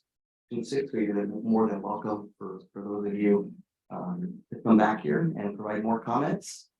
I also encourage the community to attend the Da Vinci board meeting as well. So with that, again, I want to thank you for your comments, keeping us informed, keeping this governance body here makes us better. So thank you very much. And we look forward to continuing the dialogue. And with that, I think we're going to go to our special presentation on the Measure EE bond update, which will also include an update on the CTE studio. Welcome, Noemi Avila, our bond program manager. Oh, yeah.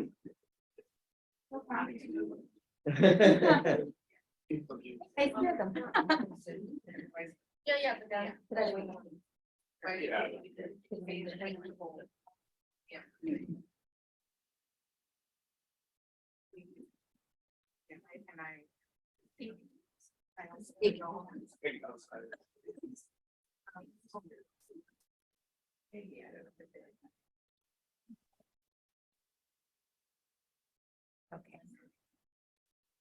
I'll go ahead and get started. Good evening, Board President Martinez, Board of Trustees, Dr. Silvers, members of the audience. My name is Noemi Avila Zamudio. I'm the district's bond program manager. And it's my absolute pleasure to be here before you again to provide our second Measure EE bond program update. And with that, you did say that way. Sorry, I pushed too much. So these are the topics that I'll be covering this evening. I prepared a presentation that will highlight some of the great work that is happening behind the scenes. I will be reviewing some bond and non-bond funded projects. I'll start off with a brief update on the network infrastructure project. We will then spend some time reviewing the solar feasibility project. I'll review some carport layouts with you, as well as some estimated cost savings for the project. We will then provide a progress update on the Weisberg plus Da Vinci CTE studio. Then I'll move on to some just general updates regarding our architectural engineering pool, as well as the development of design standards process. We'll close with next steps, and I'll be happy to take additional questions from there. Okay. So the first project that we're going to cover is the network infrastructure project, which falls under the safety and security category of the facilities master plan. Our team has been working very closely with Amir on this project. He's very passionate about the success of this project. And we have truly enjoyed working with him. It has truly been a pleasure. As you may recall, the board authorized the district to purchase the network equipment at the April 20th board meeting. Basically, what that included, it was the switches, the wireless access points, the server, the firewall. All equipment has been ordered to date, and I am pleased to report that we've already started receiving some of the equipment. For instance, the firewall arrived on May 19th. The wireless access points are starting to come, I believe are due to come in next week. The switches were the last ones to be ordered, and they actually are starting to come in. Apparently, we received some of them today. The server has not, we still don't have a delivery date, but at least we're making progress. The other thing that I wanted to point out is that I should give credit where credit is due. Amir took the time to conduct a very thorough walk of every single IDF and MDF and the district's data center. He truly took an inventory of what is needed, even though the board had already approved the procurement list. He double checked to make sure that we didn't over order or under order. And it turned out that we didn't need as many, switches as we had planned, which resulted in a $63,000 saving to the district. So definitely good news, and money that we can put towards another expenditure that is coming up. In terms of next. Notice how I did that? In terms of the data center assessment, the reason we have that on here is because, again, not only Amir, but the district is very excited about the safety and security project. We want to do things once and we want to do things right. The district is allocating approximately $3 million towards this investment, towards this project. Because of that, we wanted to, we were very excited ordering equipment, but at the same time, we wanted to take a step back and thoroughly assess the existing spaces, for instance, the data center, the MDF rooms, the IDF closets, to make sure that because this is not a like-for-like replacement, this is a true network infrastructure overhaul. We're improving what it currently is. We want to make sure that the investment is protected. $3 million is a lot of bond money. So we want to make sure that the existing spaces are adequate to accept and support the new equipment. Because of that, we're going to take a little step back, and we've already conducted a walkthrough of these spaces. We brought in, through our design development process, LPA, we invited one of their engineers, a building technology systems engineer, as a matter of fact, to come in and do a preliminary walkthrough. At the next meeting, at the June 6th board meeting, you're going to see a quote come, or a contract, an extension basically, again, of the LPA's contract of the design development standards, to assist us with developing mechanical, electrical, plumbing recommendations, as well as specifications and layouts for some of this equipment. Some of the things that we looked at, for instance, the data center, was the fire suppression system. Right now, what is in there is fire sprinklers, water. Maybe not the best. So we want to make sure that we bring in the correct fire suppression system. We're looking at mechanical, we're looking at, electrical, so on and so forth. That process is going to take the same time that the design development standards process is going to take. Approximately 70 days is tied into that project. So that is a cost that's coming before you. It's not very much. It's only $9,000, but $9,000 very well spent, if you ask me. The next topic there, the development of this design and implementation plan. This is not to be confused with the design standards. All of the companies that Amir has been working with and that we have been involved in all of those communications have all asked for a design. They're all asking, okay, we understand you want to replace all your equipment. This is not like for like. Where is the design?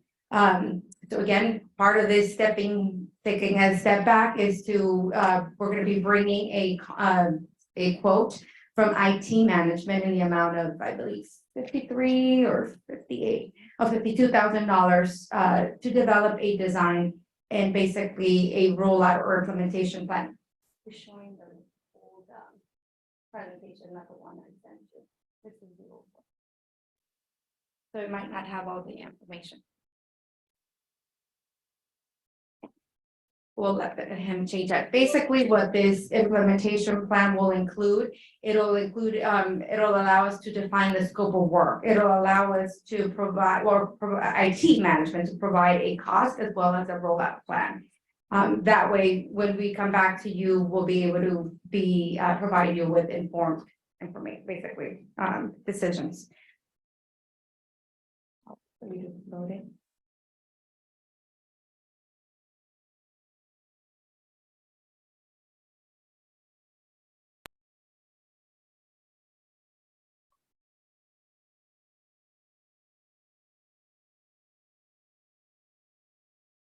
So that process will take approximately 90 days to complete. Again, it's coming to the June 6th board meeting.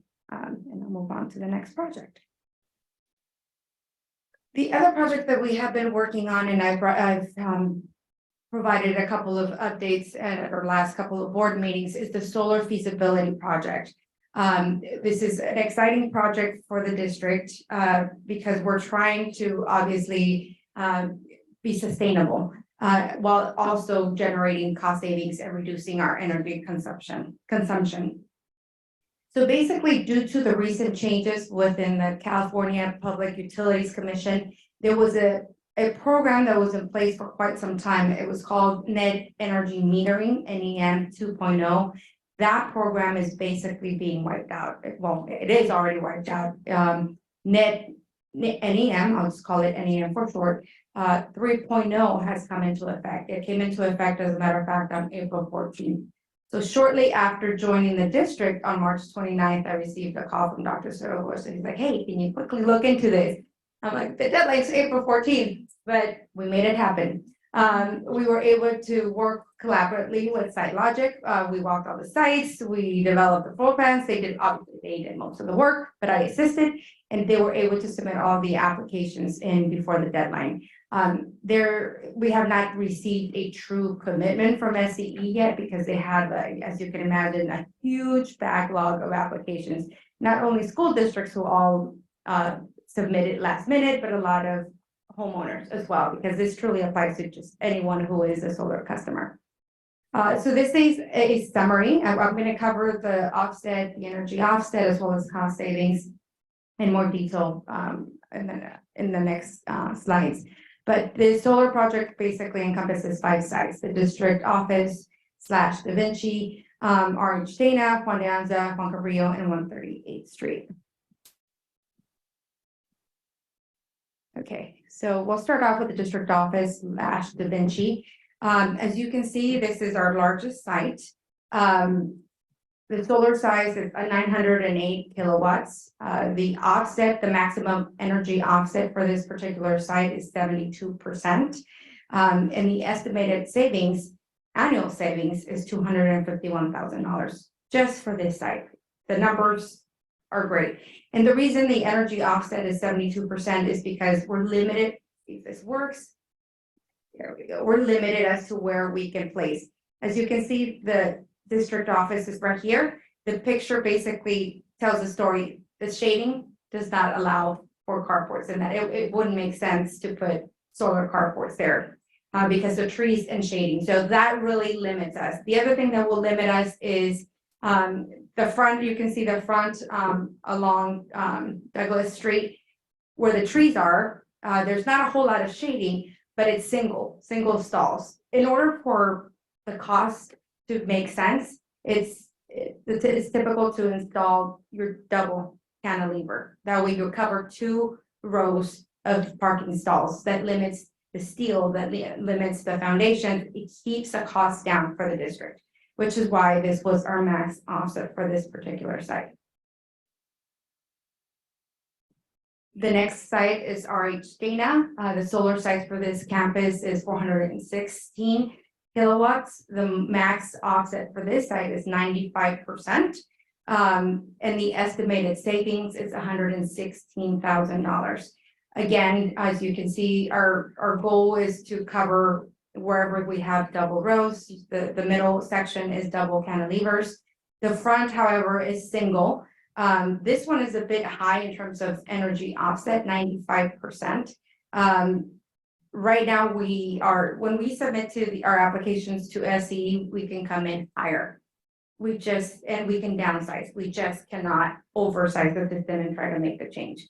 So we estimated higher right now. Once, by the next board meeting, I hope to come back and well, I know I will come back with the cost of the solar system itself. We're very close. Engineering is almost done. I was hoping to have it by this meeting, but they need a couple more weeks. I'm sorry, one more week. So by the June 6th board meeting, I should have, or by our following update, I should have more updates. The other thing I want to point out is that DSA for equity purposes will require ADA stalls to receive the same shade, the same coverage. So in this case, we are showing, providing shade coverage or carports over the single stalls because that is our ADA stalls. The next site is Juan de Anza. This size, the solar size for this site is 266 kilowatts, 94% offset, and a $66,000 savings. Again, double cantilevers wherever possible. We were trying to maximize the size. The front, along the front of the campus, there is single stalls, but that's primarily because there's ADA parking there as well. Again, once we have the cost, we might have to downsize the system to make the numbers work. Come on. It changed. Oh, I did? Oh, I'm sorry. Look, the same to me. The next size is Juan Cabrillo, 260 kilowatts size, 84% energy offset, and the savings is approximately $78,000. This one's a very clean and simple site, primarily double cantilever, and it's just one row single for ADA purposes. And then last but not least, we have 138th Street with a 90% energy offset, estimated savings at $53,000. This one, you can see that there is a small shade structure. In this case, it wouldn't be a carport because it's not a parking on the upper portion of the campus next to the field. And right now we're showing it there just to maximize our energy offset. It's 90%. And it's the closest, that orange area right there, you can see that's where the main electrical gear is anyway. So it's the closest tie-in to that electrical panel. So it makes sense. Once we have a cost, we'll determine if it truly makes sense to add this portion. Before you continue, Yes. just, and I should have asked this sooner, but just so I'm understanding the numbers. The estimated savings of 53,000 and the offset, I'm assuming those are working together, so the annual cost, if I do the math, is 58,960 for that site, and we can pay for 90% of it with the solar. That's correct. Okay, thank you. Yes, please. Sorry, let me go back. I think that the cost of the project is not $58,000. No. So the SCD, right, the utility cost is what, unless I misunderstood. That was my.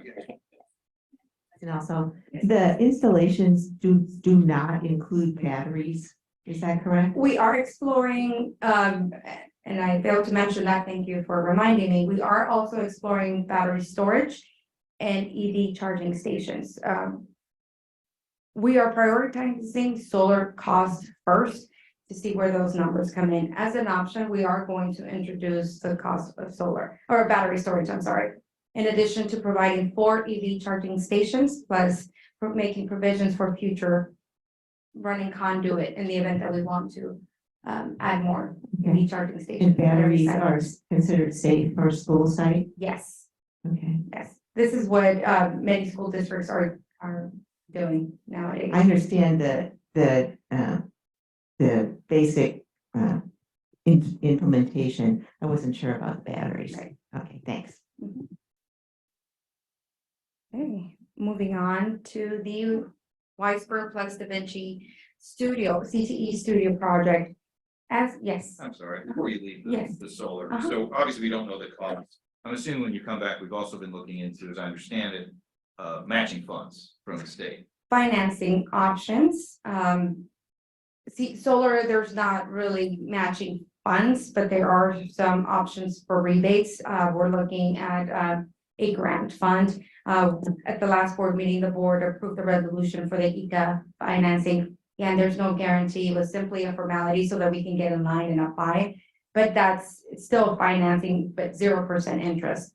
So we are gonna explore as part of our update, the next, board, not the June 6th, but our typical monthly bond program update meeting. I'll, not only will I bring you the actual cost of the solar, hopefully have the cost for the battery and EV charging stations, as well as financing options for the district. Thank you. So as you know, at the last board meeting, at the May 11th board meeting, we heard some comments from a community member expressing some concerns regarding the future of the CTE studio project as a result of delays caused by the district.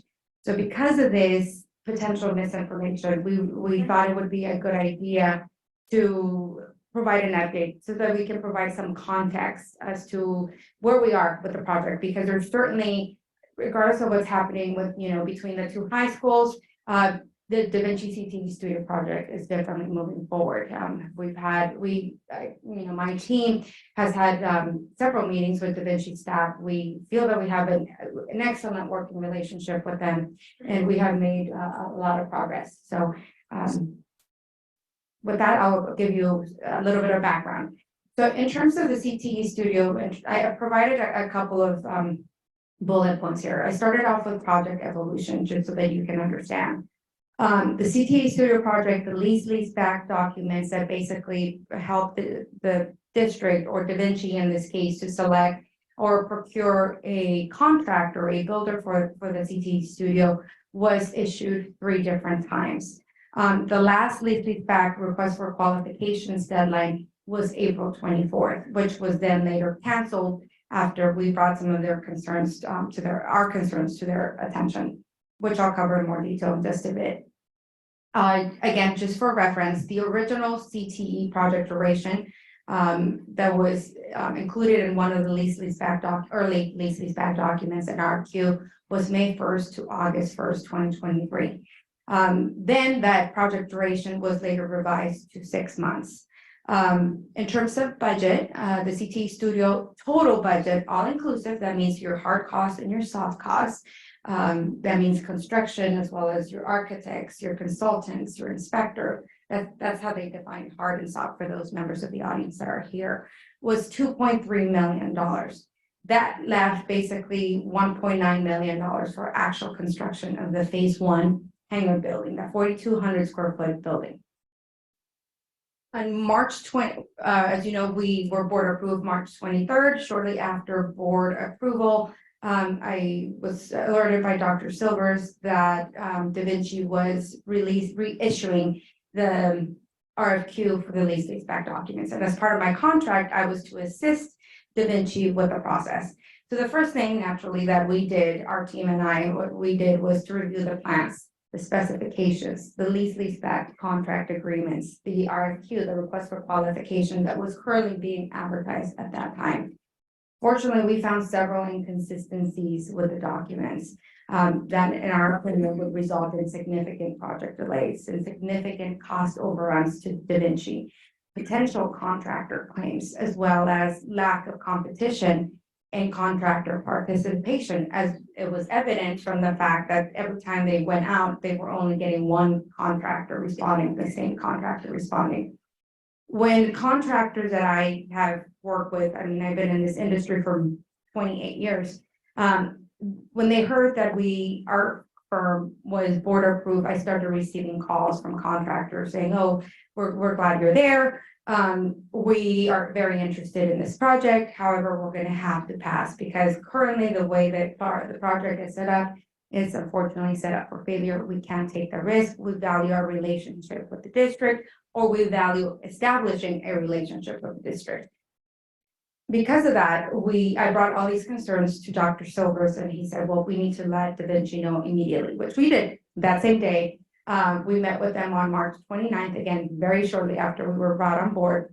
Da Vinci staff was wonderful. They were very receptive. We met with Vicente Bravo, Sid Wallace, Nancy Rotolo, the CM, that was brought in to assist them with the entire process at the time. They were very surprised to learn of these concerns, but I was able to show them everything with it. I brought the plans, everything that I had marked up, the RFQ, showed them everything that, were point them to the actual concerns. Some of the initial challenges that we brought up to their attention was, for example, the RFQ timeline for pre-qualification of bidders. This is a very strict requirement under the lease-leaseback. We determined that it was in violation of public contract code, and I'm not going to read the section, but you can see it there on two different counts. We also found, I also found conflicting information in terms of scope of work and the actual contract documents themselves. To be a little bit more specific, I'll just give you one example. For instance, the RFQ itself, the request for qualifications, reference the phase 1 project. When I went into the master construction lease-leaseback agreement, this is the agreement with the contractor. It referenced all 3 phases, phases 1 and phase 2, phase 3. When I looked at the drawings included all 3 phases as well. When I looked at the sublease and site lease, it only referenced phase 1. This type of information creates uncertainty, definitely not clarity, and it causes contractors to either pass on approaching this project or come in at a very high cost because they see an opportunity to make money. If it's the wrong contractor coming in, this could be an opportunity for them to submit some very costly change orders.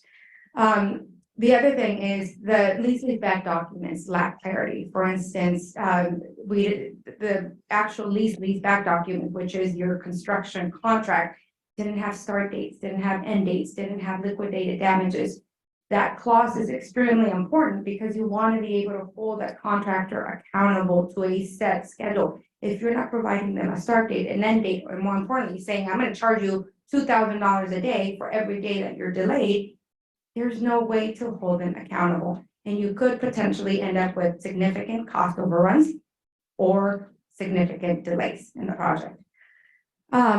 The other thing, the RFQ referenced the hangar building as a modular building designed by JTS Modular. I saw that in multiple areas within the lease-leaseback documents in the request for qualifications.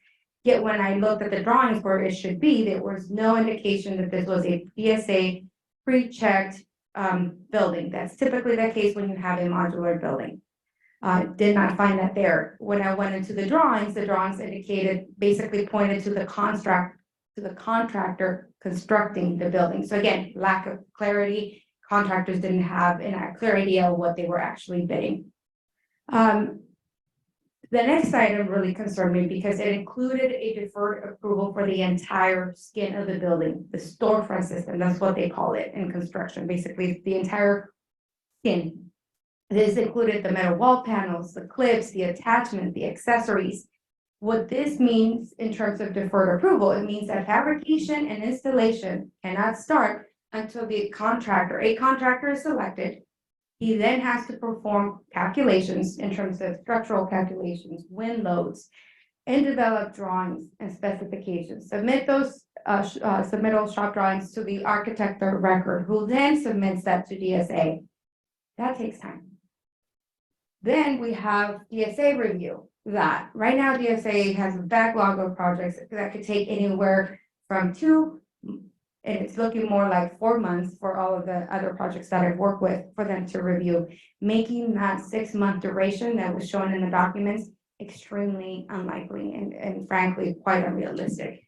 In addition, we had long lead items, which, immediately when I was reviewing the drawings, I immediately started questioning if Da Vinci was made aware by either the current CM or by their architectural firm, because this is a common issue that is happening everywhere in our industry with even just electrical components. Now, there's other issues with, HVAC units, aluminum windows, but those have shorter durations, but still long lead. The ones that I'm worried about are the electrical components that could run anywhere from 30 to 50 weeks. The project includes a transformer. It's a small transformer, but a transformer nonetheless. So there is a long lead time for that, as well as some switchgear and sub panels. Again, concerning me about that short duration of time. It's just in summary, I know this is a lot, in light of this, all of these issues, and again, Da Vinci staff was very receptive, they completely understood. And they both agreed, both the district and Da Vinci at the same meeting, to cancel that particular lease back RFQ that was in place, that was scheduled to be due April 24th. It was canceled on March 29th, the same day that we brought this to their attention, with the understanding that they would allow me time now to be involved, to meet with SVA, their architectural firms, so that I can ask all of these clarifying questions. Why was this not communicated to Da Vinci? And then also allow our team to clean up the documents for reissuance. So there was never a decision to cancel the project. Simply give us time to do this, which we've already done all of that. We've already met with SBA, we clarified the drawings, we have a plan in place. Our team has already cleaned up the lease back documents. Those have been submitted to Da Vinci staff. Da Vinci staff has reviewed it. We're scheduled to reissue on June 1st. So everything that we discussed at that meeting, we have met so far. So here's the revised timeline. So basically, this is what's going to happen. SBA, the architectural firm for Da Vinci, will do a redesign. What we're doing, we're trying to run a parallel path to avoid delaying the project. So what we decided to do is rather than waiting until we're under construction and having the contractor do all of those calculations that I mentioned to you guys earlier, we're having the architect do that now while we were cleaning up the documents. So SBA would redesign the metal cladding, the entire skin of the building. They will do all the calculations that DSA is requesting. They would submit it as an addendum 1 now, so that we can start that 2 to 4 month clock time. Now, they were supposed to submit by May 19th. That would have been last Friday. SBA is running a week behind. I followed up with them earlier this week. They need until the end of this week to submit. So that's on them, currently on their report. Like I said, our team has already had an opportunity to review the documents, clean them up. Same thing with Da Vinci. We're scheduled to issue basically next week. Reissue. So you'll see that on the website. Our intent, our goal, and our meaning Da Vinci and the district, is to award the lease back contractor for preliminary services at the August 2023 Wiseburn board meeting. Now, the RFQ has 2 dates because this is also a Da Vinci project. So Da Vinci is taking it to their board in July, so we're accounting for that timeline, plus coming to the Wiseburn board. Ultimately, Da Vinci is funding the project, but ultimately the district owns the property, and they're the ones signing the site lease, the sublease, the master construction services agreement, which is why it requires both board actions. Our goal is for this contractor, once on board, to provide a cost estimate around, early September, or hopefully, late September, early part of October, so that they can provide that cost estimate to Da Vinci to determine if it's within their budget. I fear that it's going to come in a lot higher than they were initially anticipating. And if not, No, I mean, yes. when is that budget or that cost estimate scheduled to come in? Late September, early October. Remember, we're awarding the GMP, we're awarding the preliminary services at the August. So we hope that within a month and a half to 2 months, the contractor that's already in place will be able to provide a guide sooner if possible, but we're planning around that timeline. And has SBA given any indication based on all those additions or revisions that they've had to do or need to do for the design, what those would be as a cost impact? Not yet. Not yet. Not yet. I mean, they're not even done with the redesign. Yeah, they're close to. They'll be done by Friday. I offered that to Da Vinci as an option. I suggested obtaining a cost estimate an independent cost estimate outside of the contractor to expedite the process, to give Da Vinci an idea of whether they even wanted to proceed with the lease back at this time, or whether we needed to value engineer. Regardless, they would like to proceed. So the other option is, okay, the contractor can provide the cost estimate once they're on board. That's also an option. They'll have an opportunity to review the drawings, identify any errors, omissions, provide a cost estimate, and if at that point value engineering is necessary, we can do that before they award the guaranteed maximum price. So just want to clarify, I guess, something for everyone. Very familiar with the leaseback process. So this contract that we would enter into in the leaseback is for preliminary Correct. services. They're going to do some studies, cost estimate, pre-construction services, and which could include a cost estimate. Correct. That's not the cost or the of the GMP to physically construct that. That comes later. That comes later. As you can see, we would award the GMP, the guaranteed maximum price, around February of next year, or sooner if possible. Sorry, can I ask a question? Sure. So we won't know the full cost of this project until February of next year? Well, you'll have a good understanding by the time we get the cost estimate. In October? And hopefully, and the reason we said sooner if possible, is by October, it comes in within a manageable or achievable budget that Da Vinci can cover, then there's no reason why we can't, at the next board meeting, proceed to award the GMP. So I guess I'm trying to understand why we wouldn't want to get that cost estimate before we award the preliminary services contract. Because Because if it comes in, I mean, my concern would be paying is that now. it comes in and it's far overrun with all of these additions and changes that need to do, and now where's that money supposed to? Well, there's not additions and changes. It's still the metal cladding, it's still the skin of the building. It's just being added into the project, because right now, it was going to be the way, not right now, the way the drawings were set up. It was up to the contractor to conduct all those studies and calculations and develop those drawings and submit to DSA, just delaying the process. The system is the same. We're just having the architect do it in advance to expedite the process. Once we're in construction, we're in construction. Question, Marty. Yes. The cost estimate that you're referring to in October, does that include phase 1 and phase 2, or is that just a phase 1 cost estimate? Right now, we're only looking at phase 1. Again, I personally fear that it's going to come in higher than Weisburn, and not Weisburn, Da Vinci originally anticipated. As you know, they have $1.9 million for this project. Initially, and I should have mentioned this earlier, initially, Da Vinci, the reason they referenced JTS Modular is because they had engaged early on this company, JTS Modular, to assist them with the design. It was initially intended to be a modular building. Later on, it was determined that this particular company did not have a pre-check, a DSA pre-check set of drawings. Therefore, SBA and Da Vinci moved away from working with them. It just didn't translate into the drawing, into the actual documents. Because when we were preparing for our meeting, we looked at everything. We looked at drawings, we looked at specs, we looked at contracts. Cherie even went as far as contacting JTS Modular to get an idea of what that building would cost.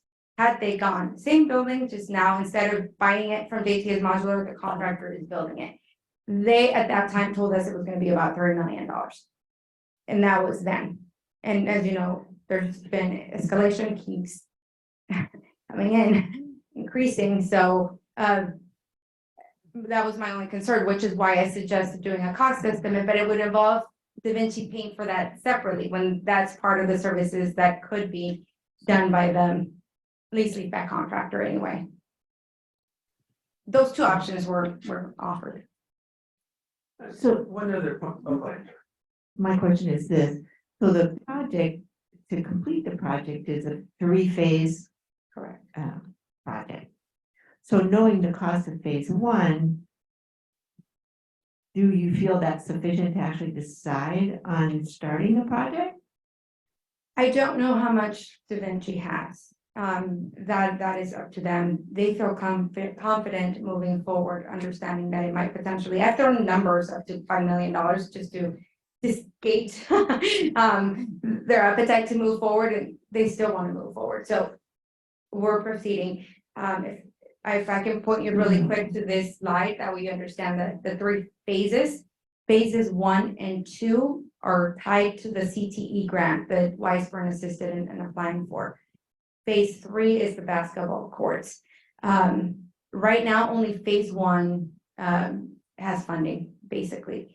Phase two, from what I read in their documents and in their, meeting minutes, is that their goal was to, fundraise, basically, to be able to provide, or to build, not provide, to build in a fully enclosed building. And I'll put, the reason I included this slide is so that I can point you to this. Hold on, if I can get this to work. Right here. So the one above, these two on the top, is the elevation for the hangar building. The one to the right here is phase two, which is the shops. This would be wood shop, metal shop, and digital arts. But as you can see, it's a big difference in the way that the two buildings look. The way they're shown in the drawings is essentially just a carport and an 8-foot vinyl fence. The drawings reference a picket fence, but it's 8 feet.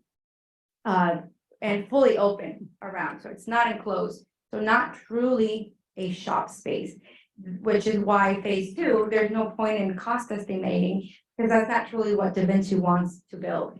The reason they had to show this was to quickly show something to DSA, to get the drawings approved, to be able to, they were bound by a deadline for the grant. Now, this is all before my time, but this is the information that I was able to gather from them.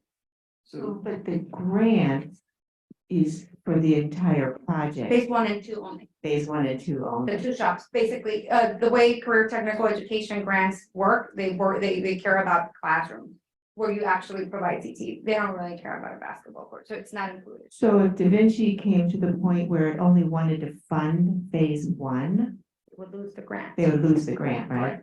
Though they could fund it like that. They could do a partial project, which is shown in the drawings. These are the same drawings that were submitted to OPS, the Office of Public School Construction, which ultimately approved the grant. So if money became an issue, they could temporarily provide technically what is a storage space, because that's all it is. It's just a carport with some vinyl fencing around it and some chain link fence in between. That's it.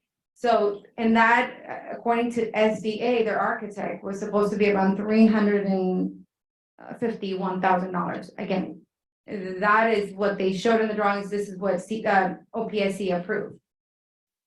They could go with bare minimums, but that's not what they want. They truly want to build a CTE shop, because the hangar building is really the lab, the workspace. That's where they plan to do the robotics on half of the building. The other half of the building, that's where they plan to build their tiny house projects. So they have a great plan for that space. And then the actual shop space, which would, once designed, would be 1,900 square feet, and it would be fully enclosed, and it would have the type of equipment that would be needed for a wood shop, like a dust collection system, your saws, everything, your saw tables, everything that you typically would see in those spaces. Not truly a classroom, but a shop building. This is where they would cut, and then they would go and construct in the open hangar building, basically. That's how, again, I understand it from them. That's their plan.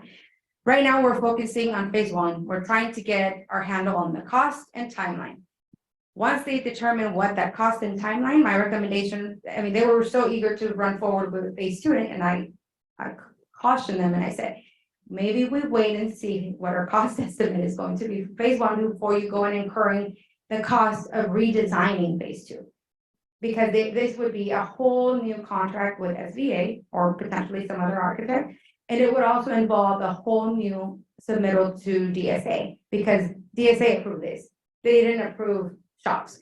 So they wouldn't, that drastic of the change would not be approved by the Division of State Architect. It would have to be a full new submittal, which would be anywhere from 6 to 9 months, as you know, for review.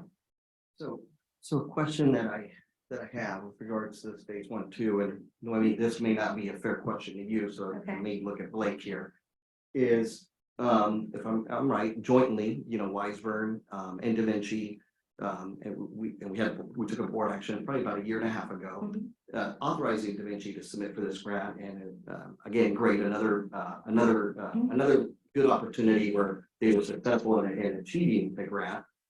I believe it was for 1.2 million. 1.6. Was that- You were gonna ask 1.6 million. 1.6 million. Yes. So, kind of following up on the question that Joanne just asked, the $1.6 million, my understanding is that that grant is awarded to Wiseburn Unified Correct. School District. Correct. It's in a Wiseburn Unified School District account. Correct. If for some reason we couldn't proceed with phase one or phase two for that matter, because really They're tied. we're committing to both phases, correct? Correct. Wiseburn is on the hook to return Correct. $1.6 million. That So is correct. it's Wiseburn, it's this board that's responsible. That is the for it. Wiseburn share, basically, $500,000 contribution from the Keck Foundation, 1.6 million from the CTE grant that Wiseburn helped get, and then $1.2 million from Wiseburn. Not Wiseburn, I'm sorry, Da Vinci, for a total of $3.3 million. Just for clarity. Yes. Just for clarity, I think, wasn't the 1.2 million the grant? The grant from OPSC was 1.2 million, right? And then Da Vinci was gonna put in a 1.6 million. I might have transposed the numbers. Sundays on his way over, I believe 1.2 is for hard costs and 400,000 bringing it to 1.6 is for the stuff that goes in. Yeah. I took this information from the presentation that Steve Wallace provided the district back in, I don't know, I think February. We may need to revalidate those, if you don't mind checking with Jason. Yeah. Absolutely. Make sure that the numbers, because I think it's backwards. Thank you. Sorry.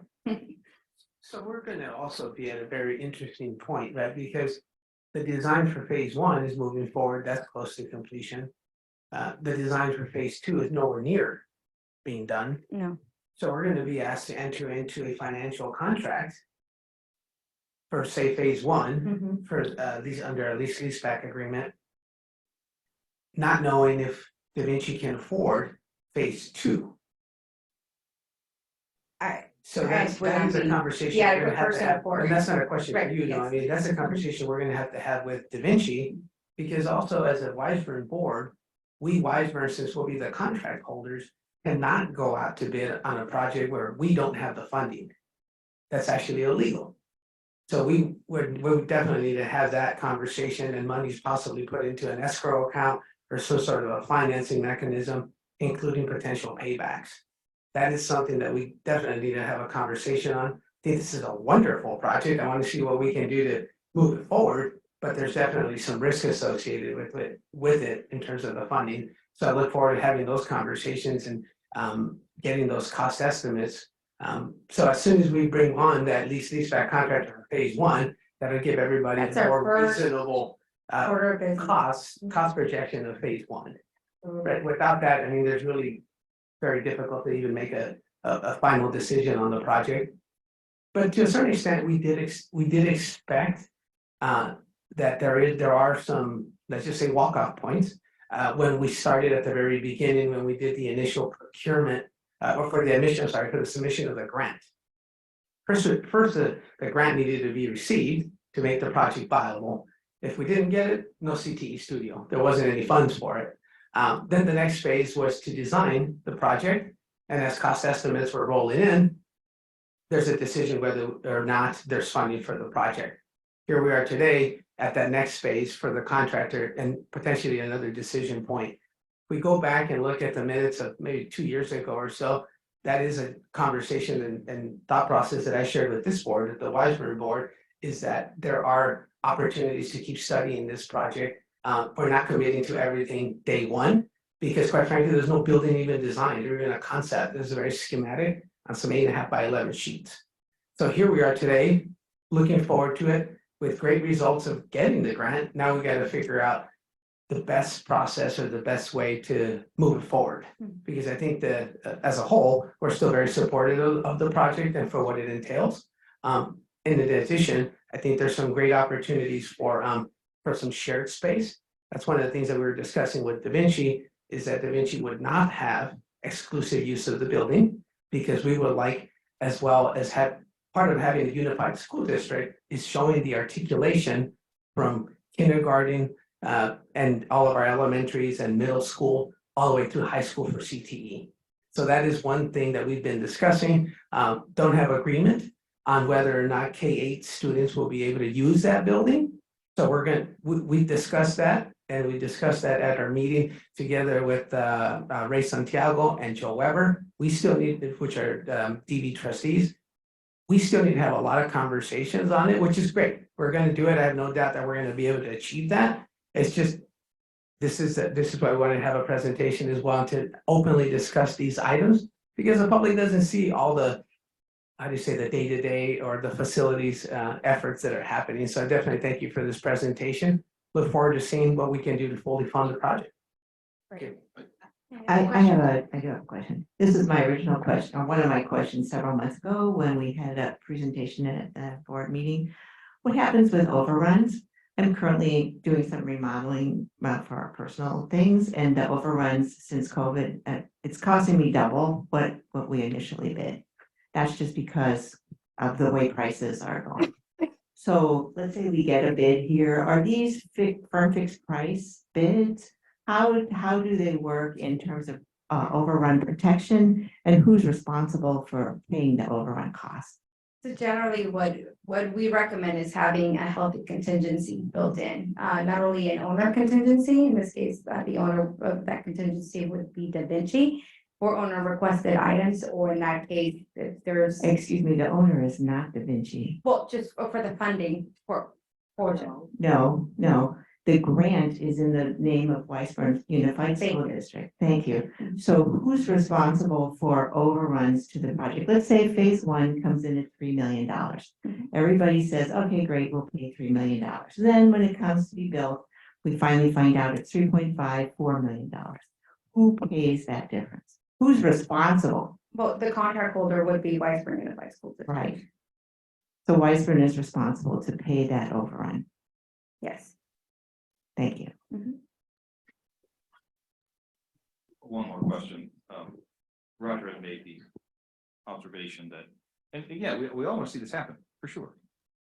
Roger had made the observation that if construction, if the costs are such for phase 1 and that exhausts the funds, irrespective of who pays for it, which is certainly of concern, we would have to give back the money if phase 2 is not completed. What was not addressed, though, was there's a time constraint on the grant, as I understand it. I don't know what that time is, I don't remember. But there's some time constraint that has to be. It's 4 years. 5 years? Well, they have 4 years left. Maybe now, right? Yes, Yeah. that's where. So there is time to get this done and constructed, phase 1 and 2. There is, yes, assuming they have the funding to proceed with phase 2. Which is why we decided not to proceed with design until they get the cost for phase 1, because in order to be able to keep the grant fund, I think worst case scenario, they can proceed with constructing that carport and vinyl fencing. For 300, And 400. that would. Correct, correct. Okay, that helps. I have another question. Who's responsible for signing off on change orders? Let's say we get to a design that's approved, we all agree that it's the right design, we understand the funding. Who's authorized to issue change orders? The contract holder, again, Weisburn Unified School District would have to be the one.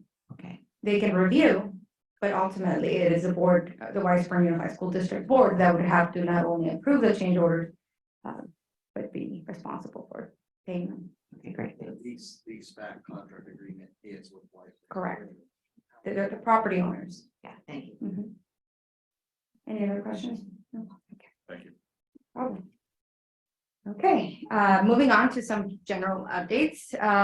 Later this evening, you'll be seeing an agenda item to establish an architectural and engineering pool of architects. This is for our first Series A bond projects. That will be hopefully considered for approval tonight. Just to give you a little bit of background, our team issued the request for qualifications on April 11th to establish a pool, again, of architects and engineers for the next 5 years. Submittals were due on April 28th. 8 firms submitted. From those 8 firms, 2 firms were disqualified for not meeting the minimum request for qualifications requirements. 6 of those firms, however, have been selected. These are all great firms. We all have experience with them. I think we're gonna get some great competition. The next steps in this case is to issue project-specific requests for proposals, basically a request for a fee proposal at this time. So now that we have identified what our first Series A bond projects are, next week, we're gonna start releasing these RFPs so that we can have all members within that pool compete against each other, sharpen their pencils, and give the district the best fee in terms of design. Moving on to development of design standards, the board approved the contract with LPA as an extension of the facilities master plan at the last meeting. We have since kicked off that process. As a matter of fact, this Monday, we are already scheduling. I received the schedule from LPA this morning so that we can start meeting with all of our end users. That involves our M&O department first. We're gonna meet with the grounds team, with whoever can assist us with mechanical, electrical, plumbing. We're gonna meet with Amira for IT. We're gonna meet with Jason, with Blake, with some of the principals. This is a process that's going to take approximately 70 days to develop these building material standards. That way we can again create a cohesive and common language across the district in terms of building materials. In terms of next steps, again, we're going to start issuing the request for proposals for our Series 8 projects. Next week, we're going to continue with the design standards meeting with our end users. We are planning to bring at the next board bond program update the costs for the solar project as well as financing options. I'm happy to report or remind you that we have our Citizens Bond Oversight Committee kickoff meeting on June 1st at 6 p.m. in this room. We're excited to meet our new members and get that process started. And our next bond program updates, the board will be at the June 22nd board meeting. And that concludes my presentation. Any more questions? Thank you for that. Sorry. Thank you for that wonderful, That's the only one. thank you for that wonderful, very detailed presentation. Every presentation. Thank you. Thank you.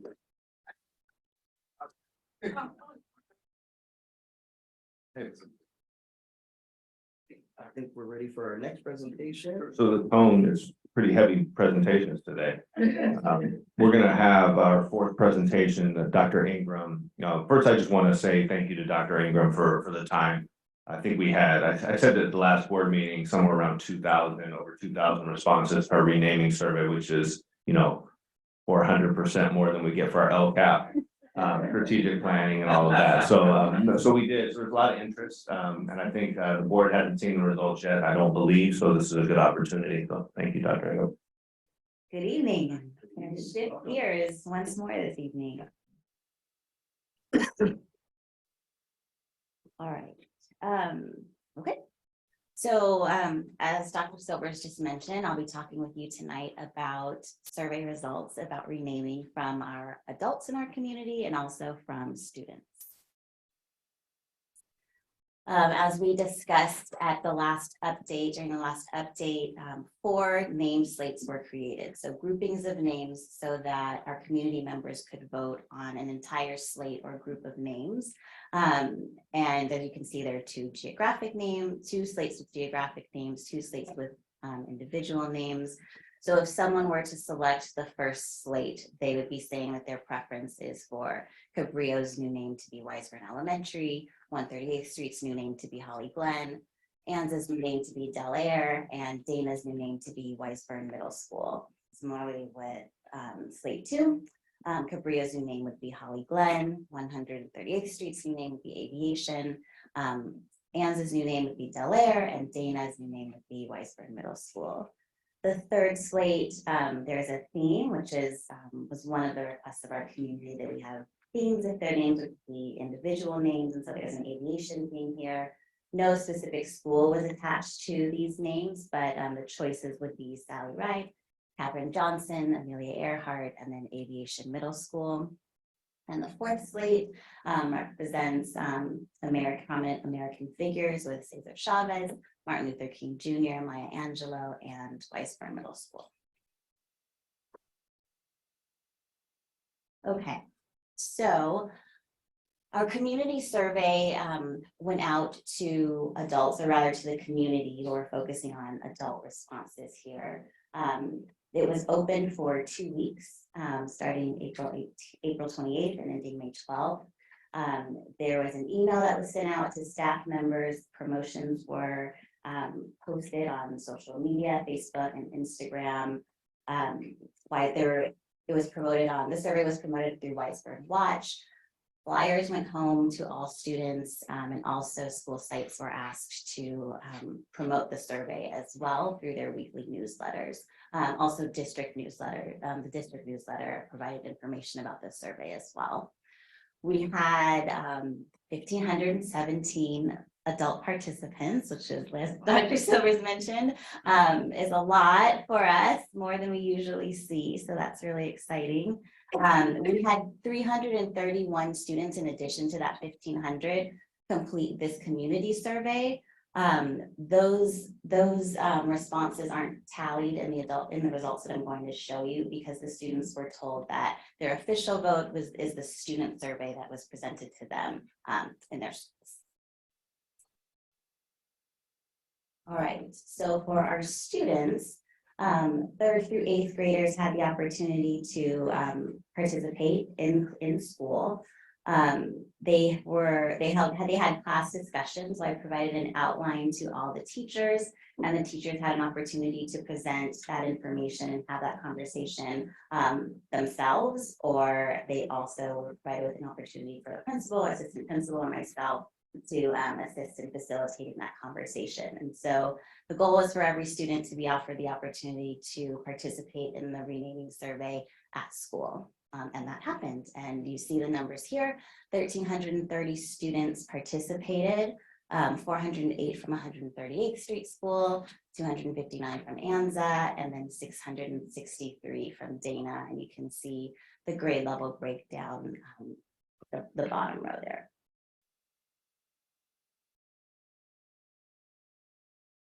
And here are the results. So of the 1,500, yeah, right? Of the 1,517 adults who participated in the survey, 905 preferred slate 1. And they just kind of go in order. The second preference was slate 2. The third preference was slate 3. Fourth preference was slate 4. The students were similar, but a little bit different, with their number 1 choice being slate 1. Slate 2 being the second preference. For the students overall, slate 4 was the third preference, and slate 3 was the fourth preference. And remember the 331 students from the adult survey who were not counting in this, their results actually mirrored or paralleled the student survey from school. So with those 331 students, it was slate 1, slate 2, slate 4, slate 3, just like we see here. Because we don't know that those students are actually Weisburn students. Right, or what grade levels they are. Right.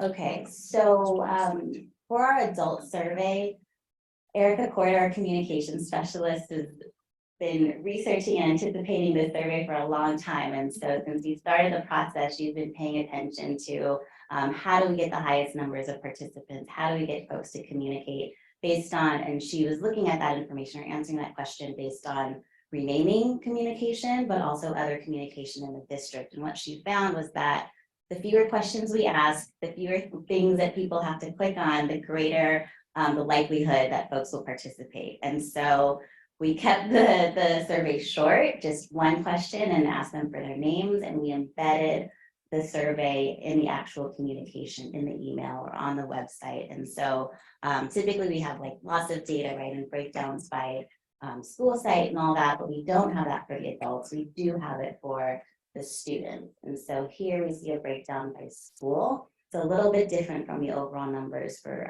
student representation, where 138th Street and the preference overall was slate 1, with Anza it was slate 2, and with Dana it's slate 4.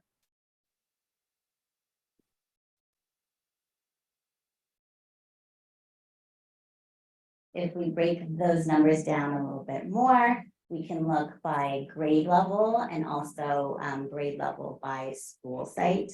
A lot of them align, the fourth graders and fifth graders align with that overall number, but we can see with third grade, and the students, the preference for third grade and the students was slate 2.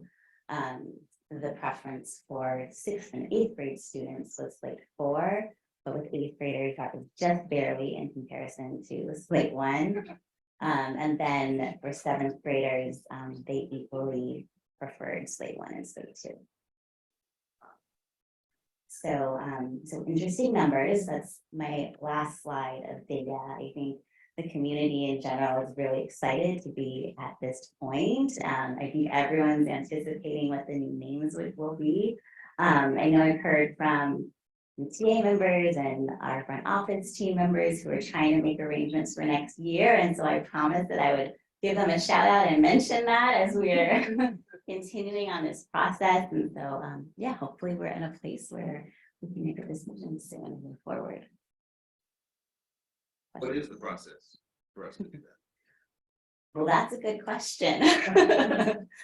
I think with this data, of course, we wanted input from the community, right? And what we've tried to communicate to our committee members and also to our community members is that their input is valuable, and ultimately it's our board that makes the final decision with, of course, heavy consideration of what the community is telling us. And so I think the next steps would be to kind of think about this data and the community's input and then move forward with the decision. We'd also include, of course, public hearings and continued opportunities to hear from our community members. Dr. Ingram, did the committee express a preference between this among the slates? The committee had a great discussion about the slates and why they would choose each slate. Overwhelmingly, the committee chose geographic over individual. They felt that the geographic names still represented our community and could represent our values. And one suggestion that they had was if the schools are named geographic names, that rooms or places within the schools could be named after individuals. And so we could value kind of both of those preferences.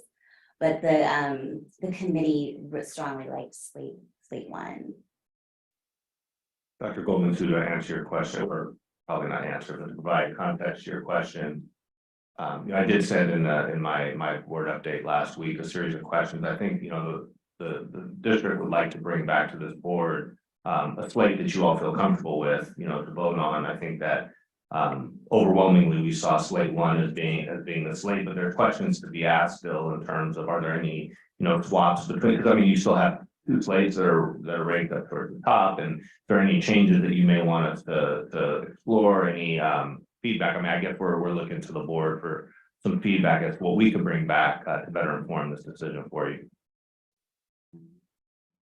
Yes, I was going to ask that question. Is there interchange between slate 1 and 2 then?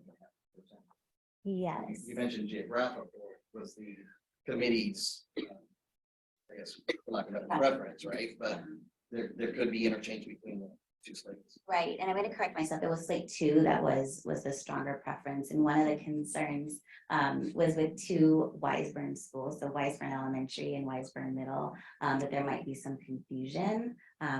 Kindergartners might be dropped off for 6th grade, and so that was one consideration. I know I was able to facilitate some of the conversations with the 138th Street students, and they were really excited about the Holly Blend name. Like almost all the classes I was in, they erupted in cheers when we got to that option. So it seems like they really like that.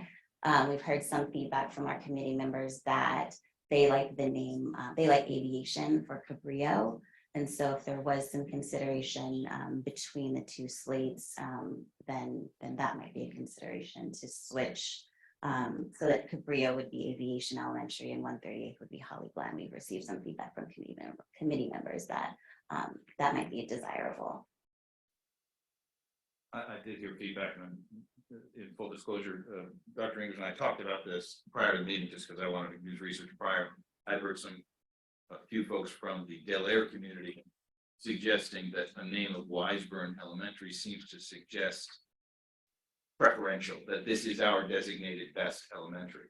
And there was some concern that that was favoring one part of our community over another. So I know one thing what I asked you was, is there data on what people said in the parent or community survey from where they represented? And you told me, and appropriately, that the survey was meant to be very non-demographic specific, so people would feel comfortable responding. So we don't have that data. Right. And that was a concern that was raised today. I think the discussion to Dr. Goldman in the meeting, in the CAC meeting that we had, you know, again, not acknowledging that concern, of course, but saying that the Wiseburn Elementary being Cabrillo, I think Dr. Ingram shared that would be, that's kind of the end, one of the entry points, you know, it's a TK 1-2, so students would start at Wiseburn Elementary, yeah, just adding some context. So with the time, like, what are we trying to do here? This is great information, first of all, thank you. This took a long time, a lot of effort. It's very meaningful. I love that we have this input and ways of working with the data. So mindful of the staff that you and the need to probably be ready by next fall with whoever, you know, whatever we want to do here. What are we going to do? Sounds like that was on our end. We have Yeah, I was sorry. I was gonna suggest that we have, as I mentioned in the prior board meetings, that we have some time to digest the results. Think about it, have some conversation possibly with other community members and gather a sentiment. And I do like the option of potentially proposing or swapping some names, if you want, some of the slates. What I'd like to see is us talk about what that process would be so that the board members can consider the advisory vote and then potentially propose a different slate if one, if it's not already up here, you know, depending on everyone's thoughts with it. And maybe at a subsequent board meeting, develop a process for voting on the individual slates that get proposed by board members.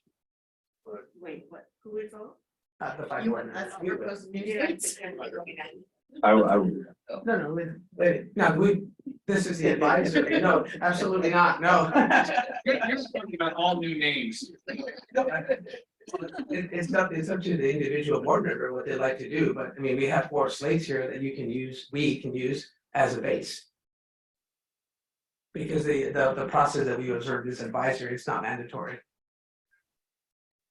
So I was gonna say, so I think, you know, being put, you know, sort of on the spot now, I would say, you know, the district, barring any changes, would present the most voted slate. So we would bring back slate 1 as the most voted on slate. However, I know that, you know, the board would like to have conversation about this, which I understand you do. We would agendize an item for board discussion at a future meeting where we can then digest this information. And at that meeting, we could actually, you all could decide as a consensus if you want to change or adjust the slate that then we would bring back at a subsequent meeting to vote on. I would hope we could do it on June 6th. I mean, ideally, we would like this process to be completed by June 23rd, 22nd, I believe. Would like Is to that fair? request that we agendize a discussion of the slates for our June 6th meeting, please. I'd like for us to consider scheduling a special board meeting to have that, because I'd like to be in the country when that happens. Okay. So, When are you not here? Which board meeting? the one on the 23rd. Oh, yeah. Oh, I'm yeah. not here in July. I think Nelson's not here in July either, so it should happen soon. So if that's the case, just to beat the July crunch, then I would suggest that if we can hold that discussion meeting on the 6th. And then schedule a subsequent board meeting very shortly thereafter before everybody leaves. So we can vote on the final slate. Is that fair? So we'll work on some dates. Thanks, Dr. Ingram. Yeah, thank you. Thank you for your leadership on the process. Thank you very much. And wonderful turnout. Again, another large turnout tonight on this survey. Fantastic. Thank you. Okay, I think now we're.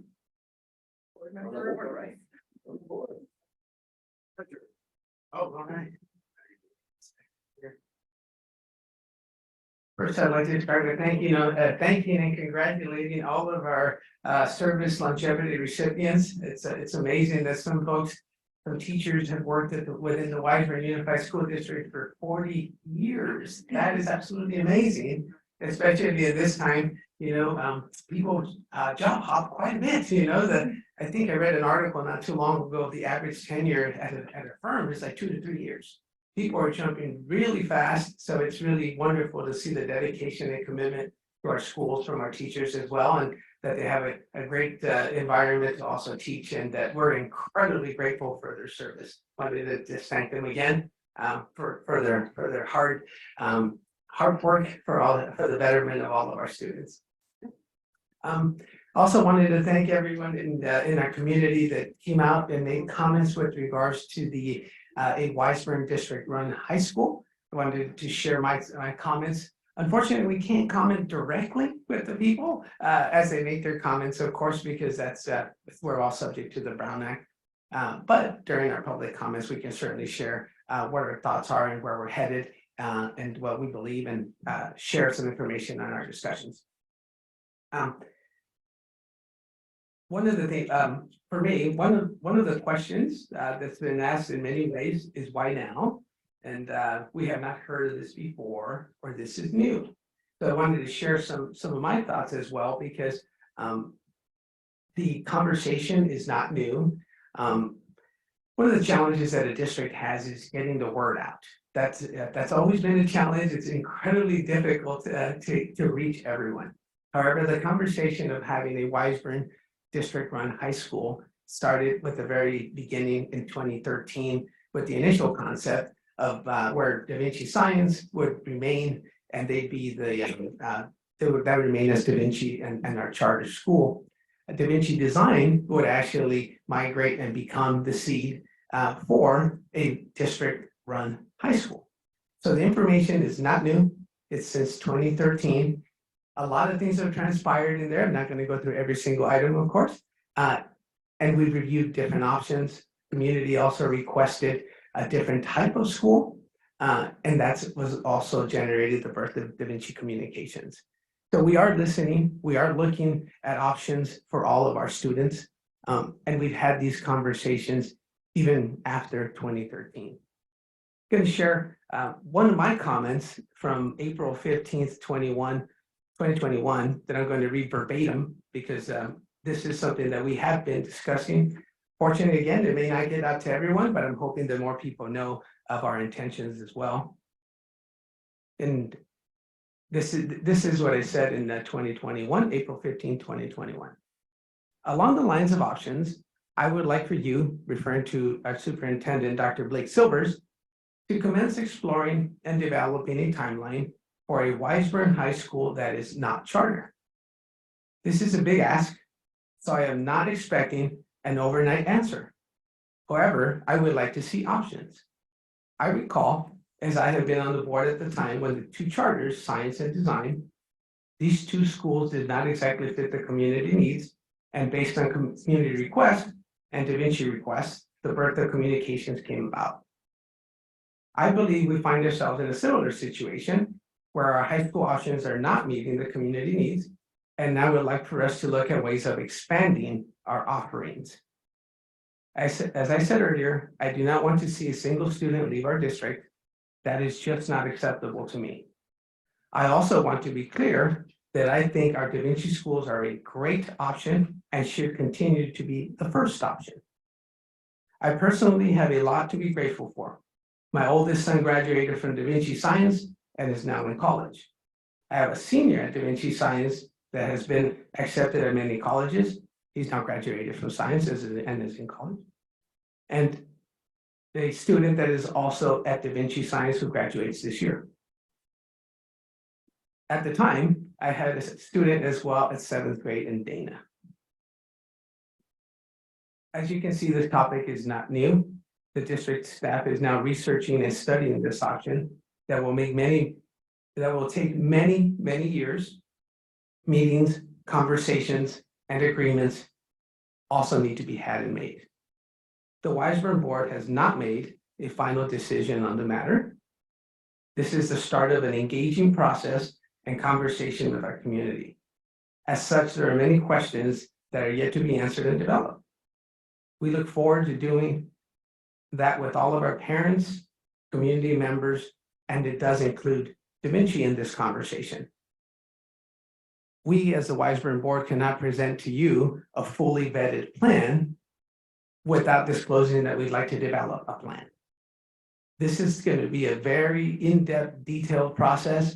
We welcome all of your comments and input. As you can see, my family and our board here is deeply invested into what we've built together with the high school, and we have no desire to see it go away. What we'd like to do is look at additional options that we've continued to do since the very inception of Da Vinci. Nothing has really changed in this process. What's new is that we have to share with the community that we'd like to engage in a conversation.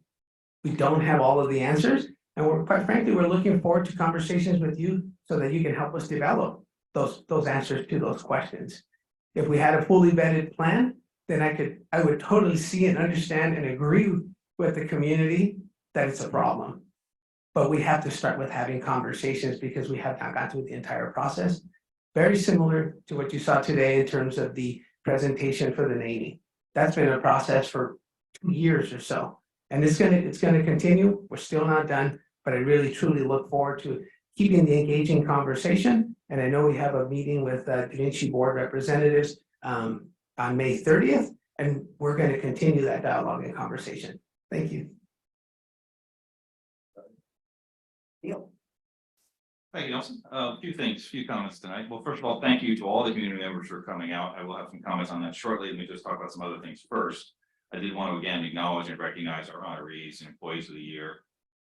I joked my face was hurting from all the smiling. I haven't done that so much smiling since my wedding. It's a fun time to be smiling, to celebrate these really wonderful contributions and people.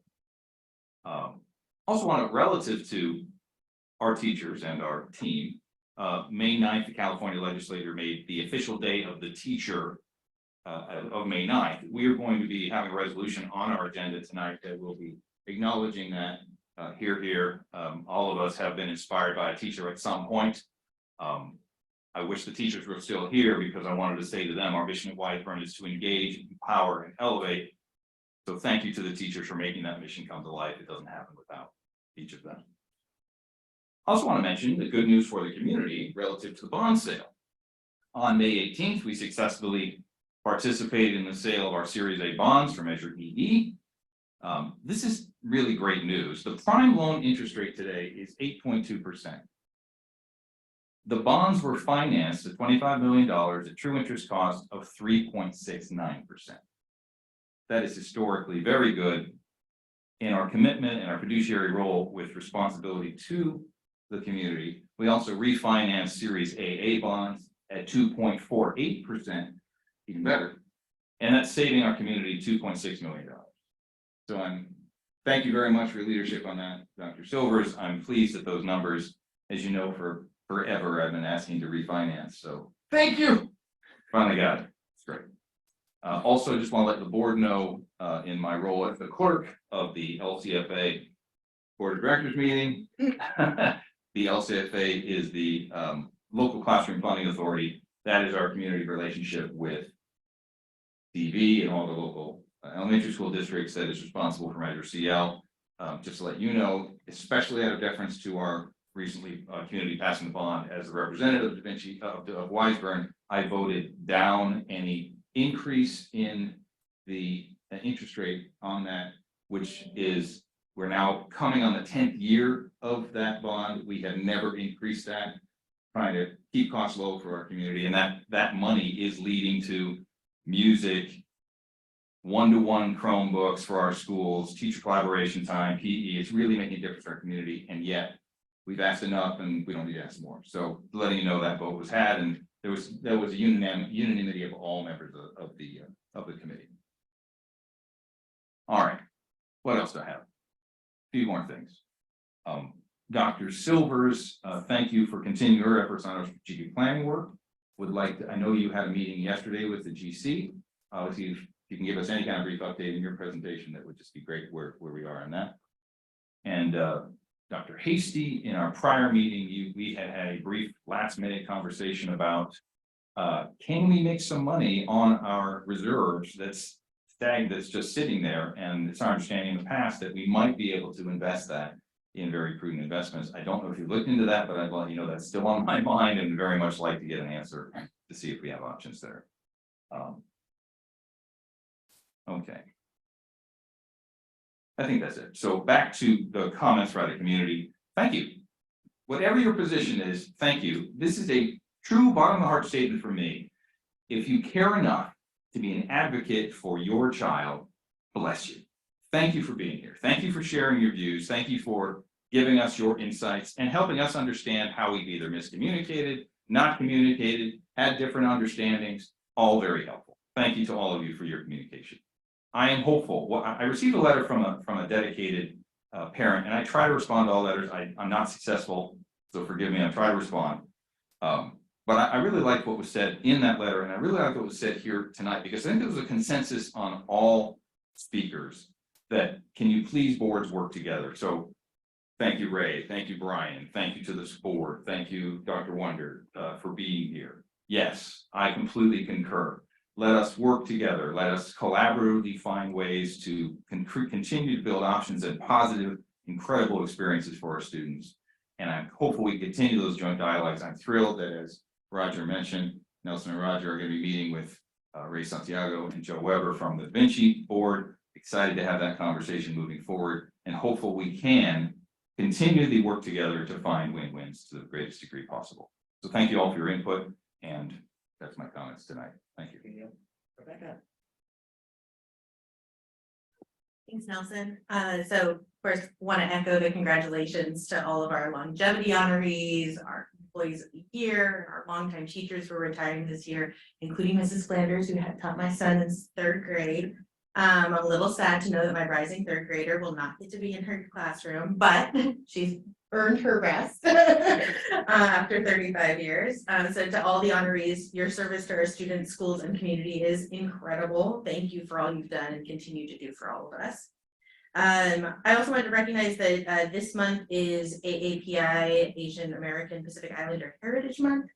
And it's a time for us to recognize the contributions and influence of Asian Americans and Pacific Islanders to history, culture, and achievements in the US. And I wanted to take a moment to recognize the contribution of our teachers, staff, students, and families of AA and HPI heritage, including our wonderful Wendy Suba, and so many others. So I feel like that's like my role every board meeting, is there are other things that we need to recognize in the community. Okay. I joined this board a little more than a year ago, and one of my reasons for joining the board was to provide a bridge for our community, to ensure engagement and transparency, as I've done in my time serving on WEF and just in being part of this community for the last 7 years since my family moved here. I know there's been a lot of conversation in the community about what is said in this room and out of this room. There's a lot of confusion and misinformation out there. I heard it tonight in many of the comments. And I want to say, and I think I speak for all of us up here, that our doors are open. Please, if you have questions, come to us. We are your elected representatives. We are here to serve this community, to serve our schools, most importantly, to serve our students and their families.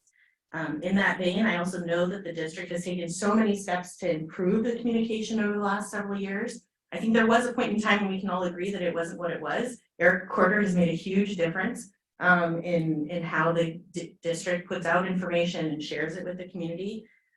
If you haven't done so, if you don't receive the communications from the district, please visit the website. Go to wiseburn.org/resources/district-communications and sign up for updates via email. If you're particularly interested in the high school conversation, you can visit wiseburn.org/highschool and sign up for the special mailing list that has been developed specifically for that topic. So I encourage all of our community members, those who are here, those who are in the online, those who may listen to this later, please come to me. I'm here to listen to you. I was elected by you to serve, and that's why I am part of this board and this community. And I think all of us share that commitment to service. We want to be here and to listen to what's happening and to make the best decisions for our family and our students going forward. I'm really proud to be part of this board. I Mike. tell you guys, thank you for. On you, you know? Okay, so when on Zoom, yeah. Thanks for, anyway, I'm really proud to be part of this board and to be part of this community. I think we heard tonight a lot of really passionate comments, all related to students. Please know that your board serves because we are passionate as well about students. That's why we're here. I think you can tell, if you don't already know, that we engage our community, we are part of the community, and we care what the community needs and thinks and wants. Most decisions that we've made are by committee, and that committee includes the community. There's probably been some that we've had to make on our own. They're either personnel decisions or decisions that are not for public disclosure, but our financial decisions, our academic decisions, our financial decisions are public record, and there's no hidden agenda with those decisions. I think one of the things that came out tonight was that we're all pro-choice. Okay, that's not new. We all want choices. We want choices for educating our students. The board supports that. The Da Vinci board supports that. There's no argument about that. So what we're trying to negotiate are agreements and legal things. The fact that we want to educate students in the best way possible is not an arguable point because it's what we all want. I think it's also clear that the funding that built this building is a combination of Weisbord taxpayer dollars, as well as some state funding that went to the charter that is now Da Vinci under the auspices of the Weisbord Unified School District. So a lot of funding history there that I think as we communicate with the district about the future of Weisbord High School and the future of the Da Vinci School, we all need to understand some of the history, which we're going to try to put in bullet form so that it's not stream of consciousness and so that it will be easy to understand and easy to read. We want to work together. I think it's clear that that's why we're all here tonight. Appreciate that you're here. Come more often. We're always coming here. We come to the meetings every 2 weeks. So if you want to join us, you're welcome. We love to have company. We love to have your comments. We love to have your input. So we don't work with the doors closed. We work with the doors open. And pretty much what Rebecca said is true for me. I think it's true for all of us. Come and talk to us, send us email, call us somehow through the district. We can always be reached. I walk the neighborhood almost every morning between 7:30 and 9:00 a.m. So if you want to find me, you can find me walking around the Holly Glen neighborhood virtually every day if I'm not walking my own way bike. So you can find me, wave me down. There was one comment this evening about math scores and math performance and math curriculum. I want to say that that is a concern shared across the United States. If you, across the world, I would venture, but I know for sure across the United States, that after COVID, especially after COVID, math scores deteriorated significantly at all grade levels. We're not happy about that. Nobody's happy about that. And so Weisbord is taking a very conscious effort to improve our math performance. I know Dr. Harbeck and our teachers and staff are working hard to put in place a long-range plan, kind of like a 3-year plan at this point, to augment our math curriculum, augment our math curriculum training for our teachers, to augment our portfolio of documentation that's going to be used, and to support both the students and the teachers in improving those scores. Scores are one thing, comprehension is something else. And Weisbord goes for comprehension. The scores matter. The scores do reflect comprehension, but that's not the only part of comprehension.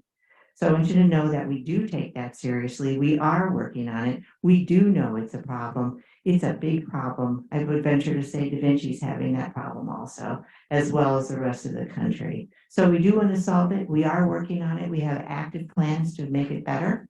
And I feel confident in our team that this plan is going to work. So I just wanted to shout out about that also. That's it. We've been here long enough. Thank you. Thank you, Joanne. So it's about 9:10 p.m., so I'll try to keep it a little short. So for those of you that may not know, I grew up here. I went to Ames Elementary School. I went to Dana Middle School. If you look at tonight, I decided to run for the board in 2005 because of the teachers that were here tonight that represented Weisburn Unified School District and to the entire community that's here. Weisburn community has always been a great district. Weisburn community has always been a wonderful community, and the district has always been a wonderful district. It's the reason my wife and I moved into this community because of the district. Weisburn Unified and Da Vinci created a unique partnership. It's a wonderful partnership. That partnership is going to continue. Both of my students are Da Vinci students.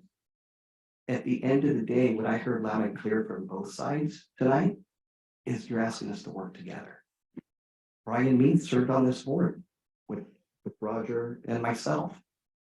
He's a community member and he now has grandchildren in the community as well.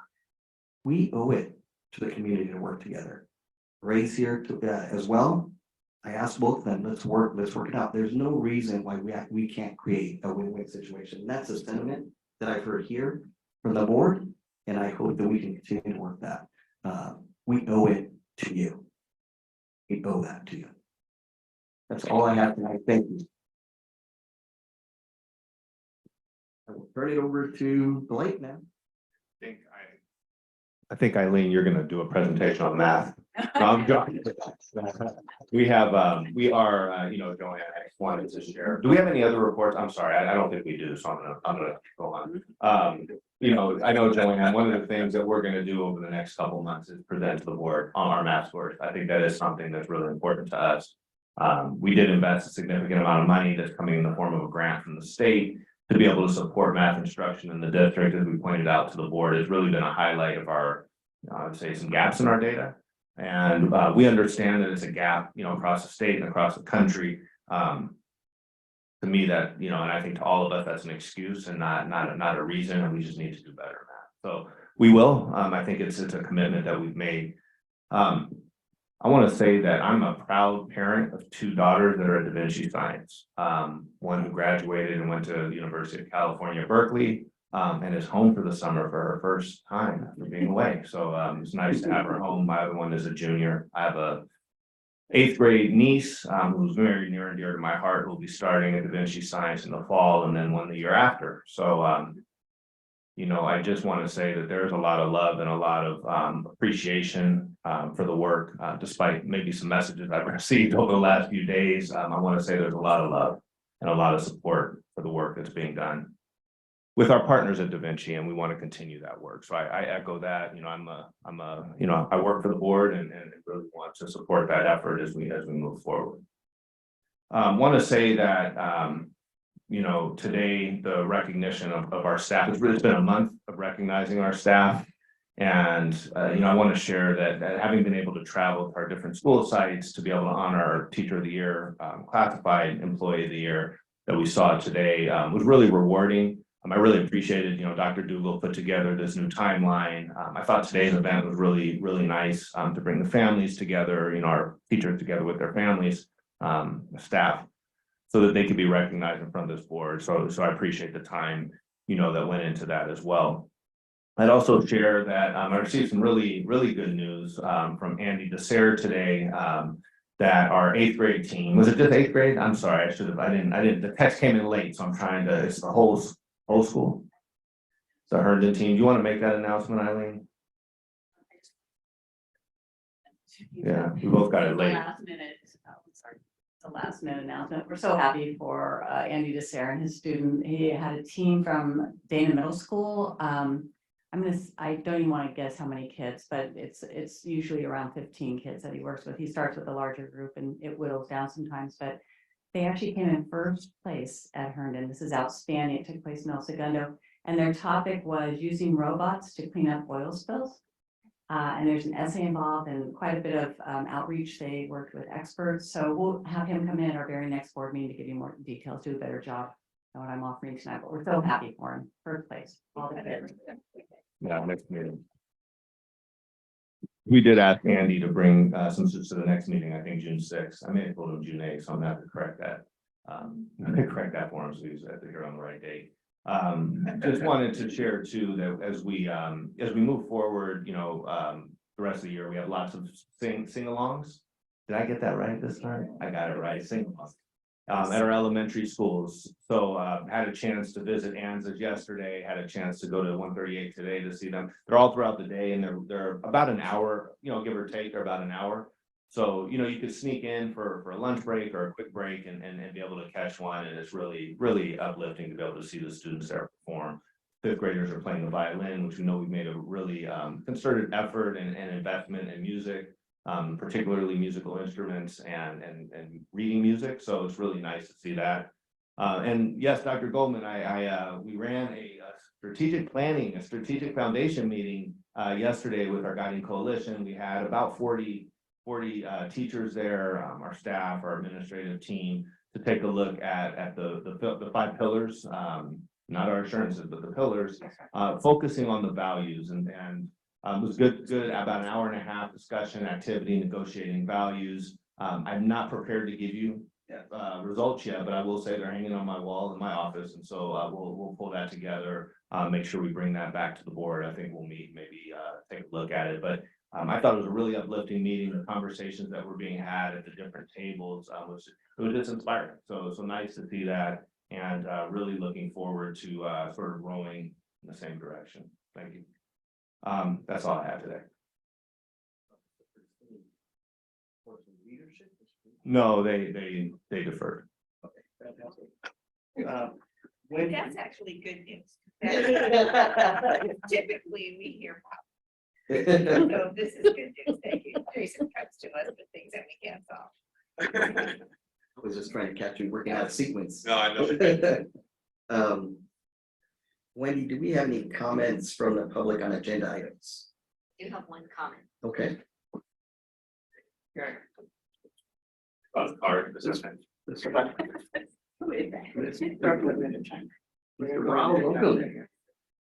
Pressing button now. Good evening, Superintendent Silvers, President Nelson, board, Wiseburn admin, members of the audience, members of the virtual world. I'm going to try to do this in a minute and a half because I know I'm standing between you and your memory foam pillows. First off, a huge thank you to Naomi, Cherie, and the team from NAZ. That presentation was spot on. I mean, they came on board and, they looked at plans that had been vetted by 2 boards, 2 legals, and pointed out things that we needed to clean up and did a fantastic job of doing it and made me realize Wiseburn did an amazing job of choosing the right team to guide them through the years of projects that they're going to have. So thank you to both to them. Speaking of math and improving that, I'm going to have a word with Steve Wallace because the grant is actually 1.2 million, not 1.6. So we'll see how he got his math and his numbers mixed up in the last presentation that he presented. But that goes to that.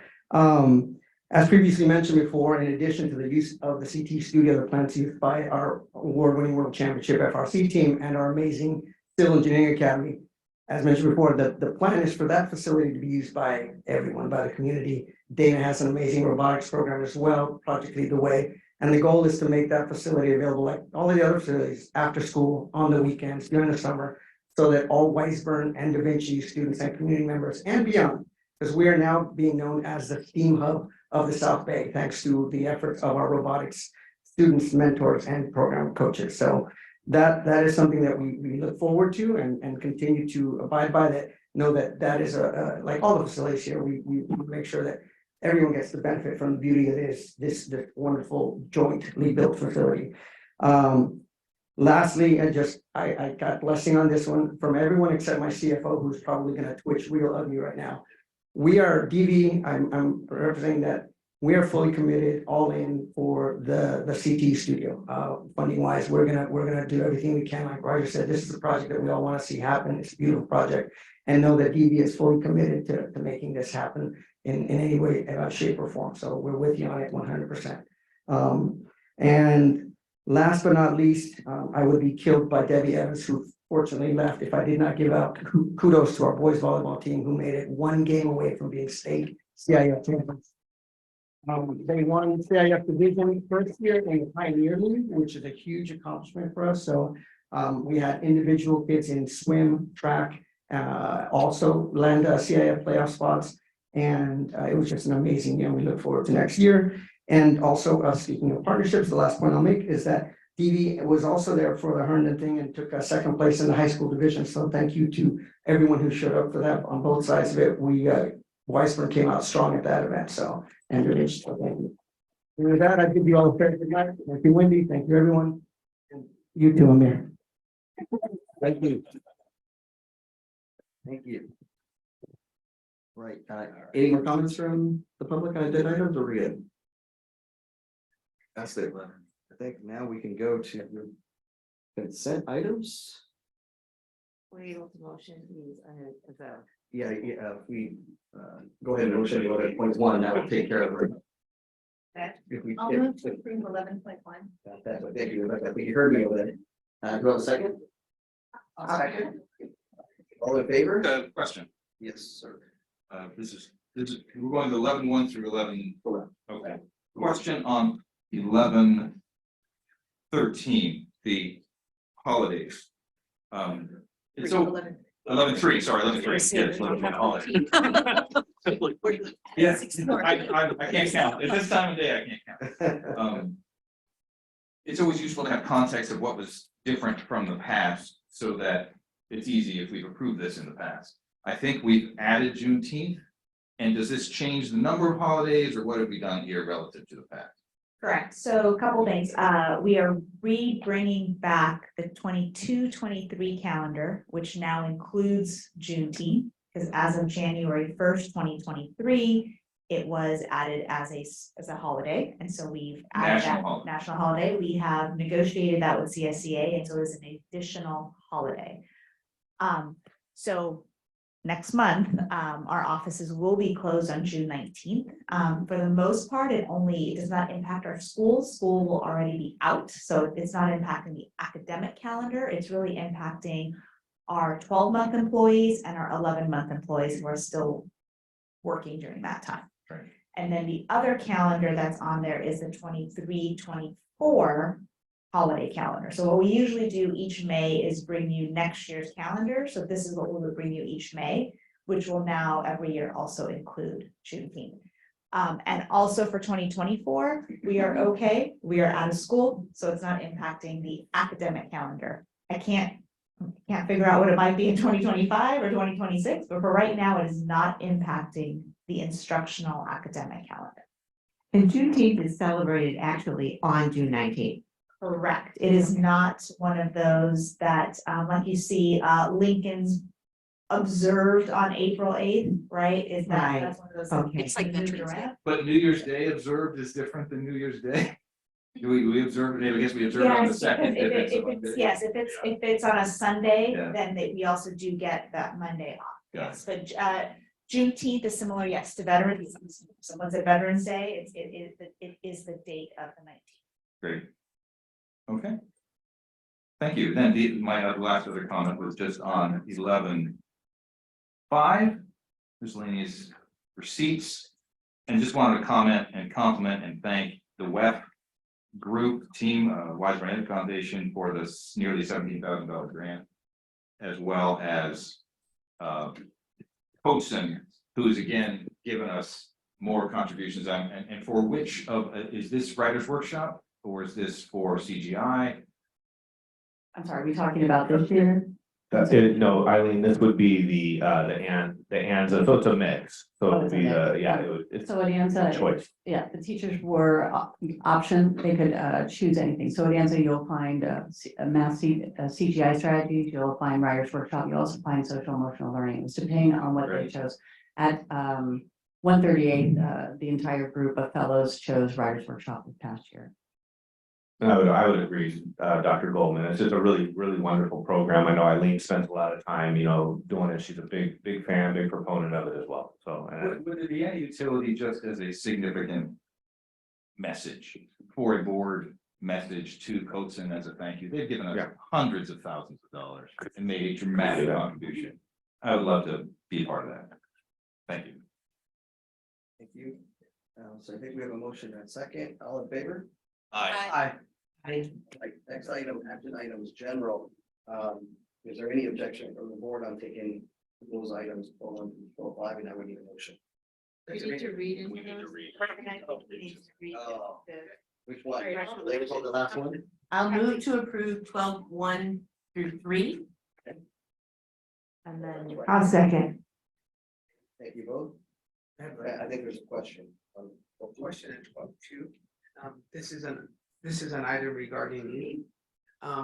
In one of the paragraphs, let's see here, 13.4, it's a designation for period of planning. And essentially it's for classroom teachers, used to be for grades 6 through 8. Now it's for grades 6 through 12 plus. Where are the other 4 grades? SLC. So this is for, this covers the SLC. So we have the Success Learning Center, which has middle and high school students, as well as our Futures Plus students that are special ed students 18 to 22. And so they were not they are part of the association. They're part of the teachers there that work there are part of the association. And so this is to clarify that all of our teachers will have a preparation time built into their day. So, and we didn't want to spell out the names of schools, and so this kind of includes all of them. Okay, thank you. We have a motion and a second for 12.1 through 12.3. All in favor? Aye. Item 12.4, adopt resolution number 22/23.27. This is proclaiming the week of 21st through the 27th as classified employee. You have a motion. Fantastic. Thank you, Neil. I'll second. Second, and I think Blake, you're gonna read this? Yeah, yes. Okay. I'm gonna read, so, I think you should read it before we take a vote. Okay. So this is a resolution. This is a resolution that is resolution number 22/23.27. So it's our 27th resolution of the school year for classified school employees week. Whereas the California Public Schools employ approximately 240,000 classified staff, about half of who are in full-time positions and about half in part-time positions. Whereas classified professionals provide valuable services to the schools and students of the Wiseburn Unified School District. And whereas classified employees contribute to the establishment and promotion of a positive instructional environment. And whereas classified employees serve a vital role in providing for the welfare and safety of Wiseburn Unified School District students. And whereas classified employees of the Wiseburn Unified School District strive for excellence in all areas relative to the educational community. Therefore, let it be resolved that the Wiseburn Unified School District hereby recognizes and wishes to honor the contribution of the classified professionals to quality education in the state of California and in the Wiseburn Unified School District, and declares the week of May 21 to 27, 2023 as Classified School Employee Week in the Wiseburn Unified School District.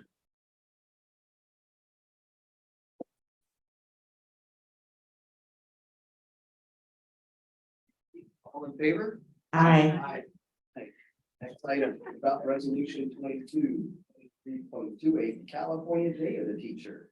And Blake, I'll turn it over to you for a read. All right, Wiseburn Unified School District. This is resolution 22/23, number 28. So it's the 28th resolution of the year. California Day of the Teacher. Whereas the state of California is fortunate to have a team of skilled, caring educators who during the current unprecedented global pandemic have taken on the role of essential workers, made it possible for students to continue to learn during this uncertain time. And whereas the Wiseburn Unified School District teachers are dedicated to making a positive difference in the lives of students.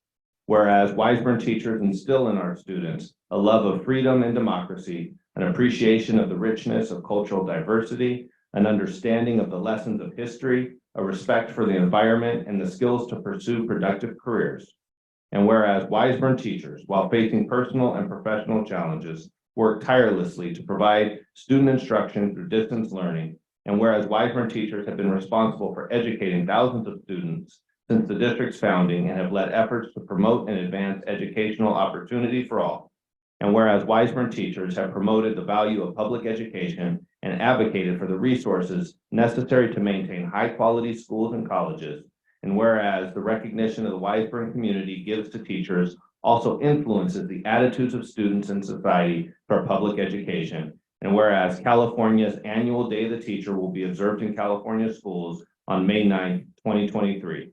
Now therefore be it resolved, the Wiseburn Unified School District Board of Trustees joins California Legislature and the Association of Mexican American Educators in proclaiming Wednesday, May 9th, 2023 to be the Day of the Teacher. We need a motion and a second. You have a motion? Thank you, Neil. I'll second. Thank you, Roger. All in favor? Aye. Next item, facilities, action item 13.1. This is approving the architectural engineering services that pool that NAC mentioned earlier. Do I have a motion? And a second.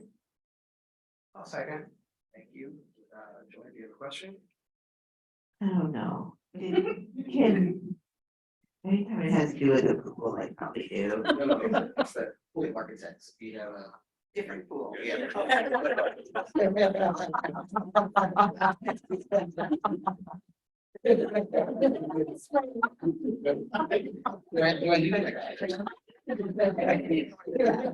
It's very late. Does Noemi want to talk about this or anybody? Sure, I did. Yeah, you did. So these are your recommendations and. There's six, eight firms submitted, 2 were disqualified and 6 are being recommended Okay. by the pool. And you've worked with these folks before? And- For the most part, yes, I've worked with the majority except one QDG, but I've called other people in my industry and they're my colleagues and they have worked with that group. And so, Noemi, just in the interest of this, could you just explain, like, so now this 6 doesn't mean we're using one of them. It means, can you just explain a little bit about what the process would be beyond that? Correct. So we're gonna request project-specific requests for fee proposals, basically. They're going to compete as we identify projects going forward for a different series.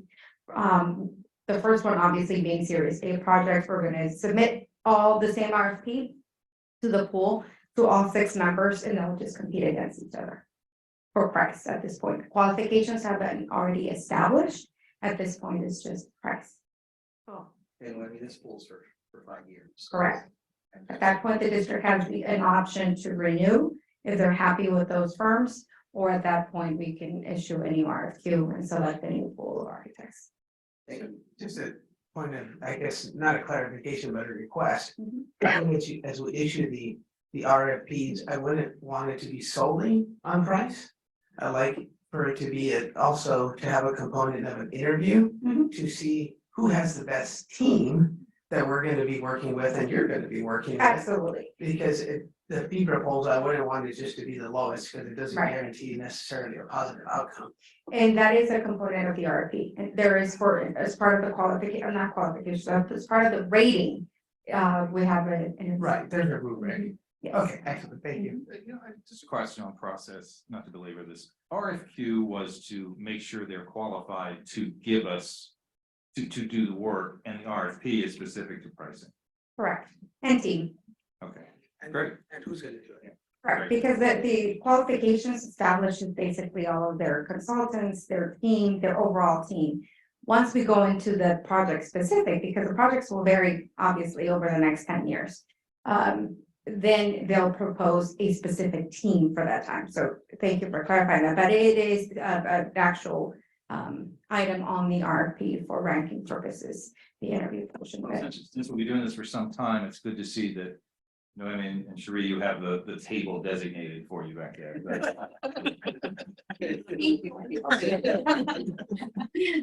Thank you very much. So, looking at, sort of building on what Roger was talking about, that the price may not be the only deciding factor. I'm guessing that other resources like schedule and achievability of the whole proposal are sort of taken into account. So when we issue a request for fee proposals, we identify the scope, we propose a schedule. And they have to come back with basically their proposal on providing a team, the timeline to that schedule that we. Deliverables. So if they don't think the schedule is achievable, they don't bid. No, they will. They'll just submit a request for information during the process. We have an opportunity for them to ask questions.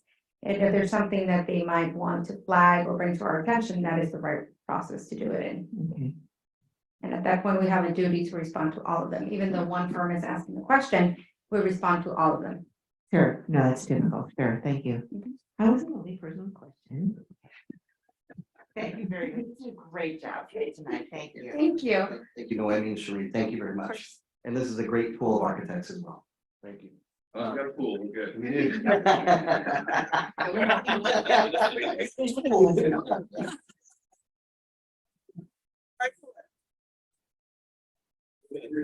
We do not have a motion or a second. We yet. do. have a We motion do? and a second. We do. I apologize, I forgot already. All in favor? Aye. Fantastic, all right. All right, fiscal action items. 14.1 and 14.2, can we take both of them? Yeah. Do we have a motion? A motion with a question. Okay, do we have a second? I'll second. Okay. My question is, this is obviously our crossing guards scenario. How does it compare with prior years? Do we have the option for a long-term contract to raise, or where are we? In the notes, we did have, I put some notes in there just to answer some of those questions. I did negotiate this down. The first offer that I think from 21, 22 to 22, 23, we had a 15% increase. I did push back on when they came to me at first. I want to say they came back with a 5% increase for this year. I negotiated that down to 3.8%. As far as yeah, so we got it down, and it, the first, so it was started at 80, we're down about 79,000. I would not recommend a multi-year contract on this one, just because there's a lot of fluctuation in services, and not that it happens, but it could, and so I just think it's good to go on an annual for this one. I have one other question, which is, I go past the schools every day, and just curious, there is this 4, so can you remind us what corners those 4 are? Because I think there's one that's on the county side, and just curious if that is one of these 4, right? So there is a crossing guard that's in the Weisburn neighborhood, which is county, Yeah. right? And it's at La Cienega and 135th. And so that crossing guard is not part of these, right? That the one in Los Angeles is not. No. Okay. Okay. I don't know every corner they're on though, but I No, can no, get that for you. Okay, yeah, I just think it would be helpful. I because- actually you do. So every corner they're on. They, the 135th or 135th and La Cienega is paid for by the county. We also have 2 over at Anza that are both paid for by the county. They're in the county property. And then, right, exactly. And so we tried to fill in some of the gaps a few years ago, just seeing the speeding and just the heavy traffic walking, between Dana and Cabrillo and 138. I'm just trying to figure out where the 4th one is, because it's I'm sorry, 135th and Hendry, right? Yes. 135th and ISIS. I mean, not Hendry, Glasgow, and 135th and ISIS, and then 138 and ISIS. Right. So And- where's the 4th? I'm sorry, and then I believe we paid for one at Anza. We fund one of those. They provided one. I can get that to be sure, but I'm I pretty just sure. want to that's make what sure, it because sometimes they're not there, and I want to make sure that the community knows who they're supposed to call if someone's not there. Oh, Blake. I've received phone calls. I'm crossing that street all the time during the crossing guard time. I know, I see you. Yeah. And I just call Blake. Blake. Yeah, I think the answer, we do have in the front too, the district office. So I mean, if I don't answer, I usually do. I'm pretty good about answering, but if something happens, we can always get that. The front office has a number, and we have them. I know who I call, I just want to make sure that the community. The community could call the district office. Yeah, just call the main line at the district office. Okay. You know, I would say too that, you know, there really is only one game in town for this, so that's also why it's much more difficult to negotiate these prices. And they're working with, I mean, all the school, we're all sort of, you know, vying for the same work, and so it's hard to negotiate a little bit year to year with them, so I don't know how interested they'd be in multi-year contracts either past, I mean, Jason talking this year, but in the past when I have, they just weren't super interested in doing that because they just didn't, there's no need, so. But we'll keep going, we'll keep going. Thank you. Are they serving other school districts in the surrounding area? Hawthorne? I believe they're serving Hawthorne, Farmdale, this, right? the Hawthorne School District. I don't know about Lennox. I just, because I believe I talked to Dr. Mark Herring recently about it, and they're looking to have the city fund it. So that's something also that we may want to consider is looking at city funding. We want to jump on that meeting. Yeah, absolutely. Question on the same item here. Item number 10 has that they provide or they have insurance, but it's workers' compensation insurance. How are their services covered from a liability standpoint? Are they covered under ASIP? I would have to find out, but I'm gonna say maybe, I need to find out, I'm not sure. That's really good. That is a good question. If you could find that out. I will find out. Because people are vicious. It's amazing what people do, because I'm just a person crossing the street and I typically wait till there's a kid, you know, a child and a parent or a couple of people, so I don't have to stop the traffic just for myself. But they are like predators, because they'll come into the intersection and they're these gigantic trucks or something, and they're just like right there. It's like Moses parting the sea. Yeah, I know. So Roger, They're very brave, the crossing guard, actually. so Roger's question is a great question. I suspect that we're gonna get the answer that we don't want, and that is that ASIP does not cover them. And it's one of the reasons I want to jump on that meeting with Hawthorne School District. Yeah. And I'm this. gonna volunteer Roger and I for that one. And I think this lapses June 30, is that right? So could we, I mean, that's something that you just want us to get that answer. I mean, I guess it's just easy to take it back to the next agenda and then bring it back unless you all are okay voting for it today. I mean, it's up to you. I'm just saying. Well, we could- I think. We need the service. I think we need the service. Okay. You know, we'll take care of the other. So, We have a motion. we have a motion. We have a motion second. Thank you for keeping me on track. My VP's not keeping me on track today. What's going on? Volunteering things. All One in and favor? two. Fantastic. All right, we're gonna skip closed session and go to upcoming dates and events. We're gonna work out a sequence a little bit. We have one more presentation. All right, so we have, you know, we actually changed, I just want to highlight just a couple of things here. First, we did send email to all the board members with the sing along, spring. The spring sings at all of the school sites. So again, if there's an opportunity to go visit, great. We did change that board meeting on June 6th due to the Da Vinci graduations on the 8th. So that's the 6 p.m. start. Same time, same place, essentially. And then we actually have eliminated, because we talked about this at the last board meeting, we eliminated the two board meetings in July to one board meeting. So we're going to do the 27th. And then same thing in August, knocking out that last board meeting. We tried to work around schedules to make sure we have quorum. So thank you for providing all that for us so that we can make that happen. June 22nd and 26th, just want to highlight those board meetings are really important. That's when we approve our governing documents. We'll present on the 27th with the 22nd, sorry, with the public hearing, our budget as well as LCAP, and then that gets approved on the 26th in the morning. I just had an epiphany, forgive me. The May revise has been offered. Yes. And we haven't talked about that. Yes, we just went to a workshop last week, Friday, and so Dr. Hasty on the 8th will be providing an update on that. 6th. On June 6th, we'll give you an update on that. I'm coming on the 8th. I'll be here the 6th and 8th. With Andy, you'll have comments. So I think this concludes it. I want to thank everyone for this evening. It's been wonderful, and I think this concludes it. Let's look at close. With that, I'm trying to avoid that. But do we have a need for close? Blake, do we have a need for close?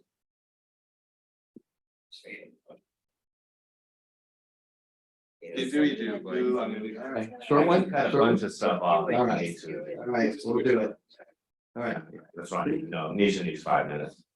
thank you again, everyone, and that concludes board meeting.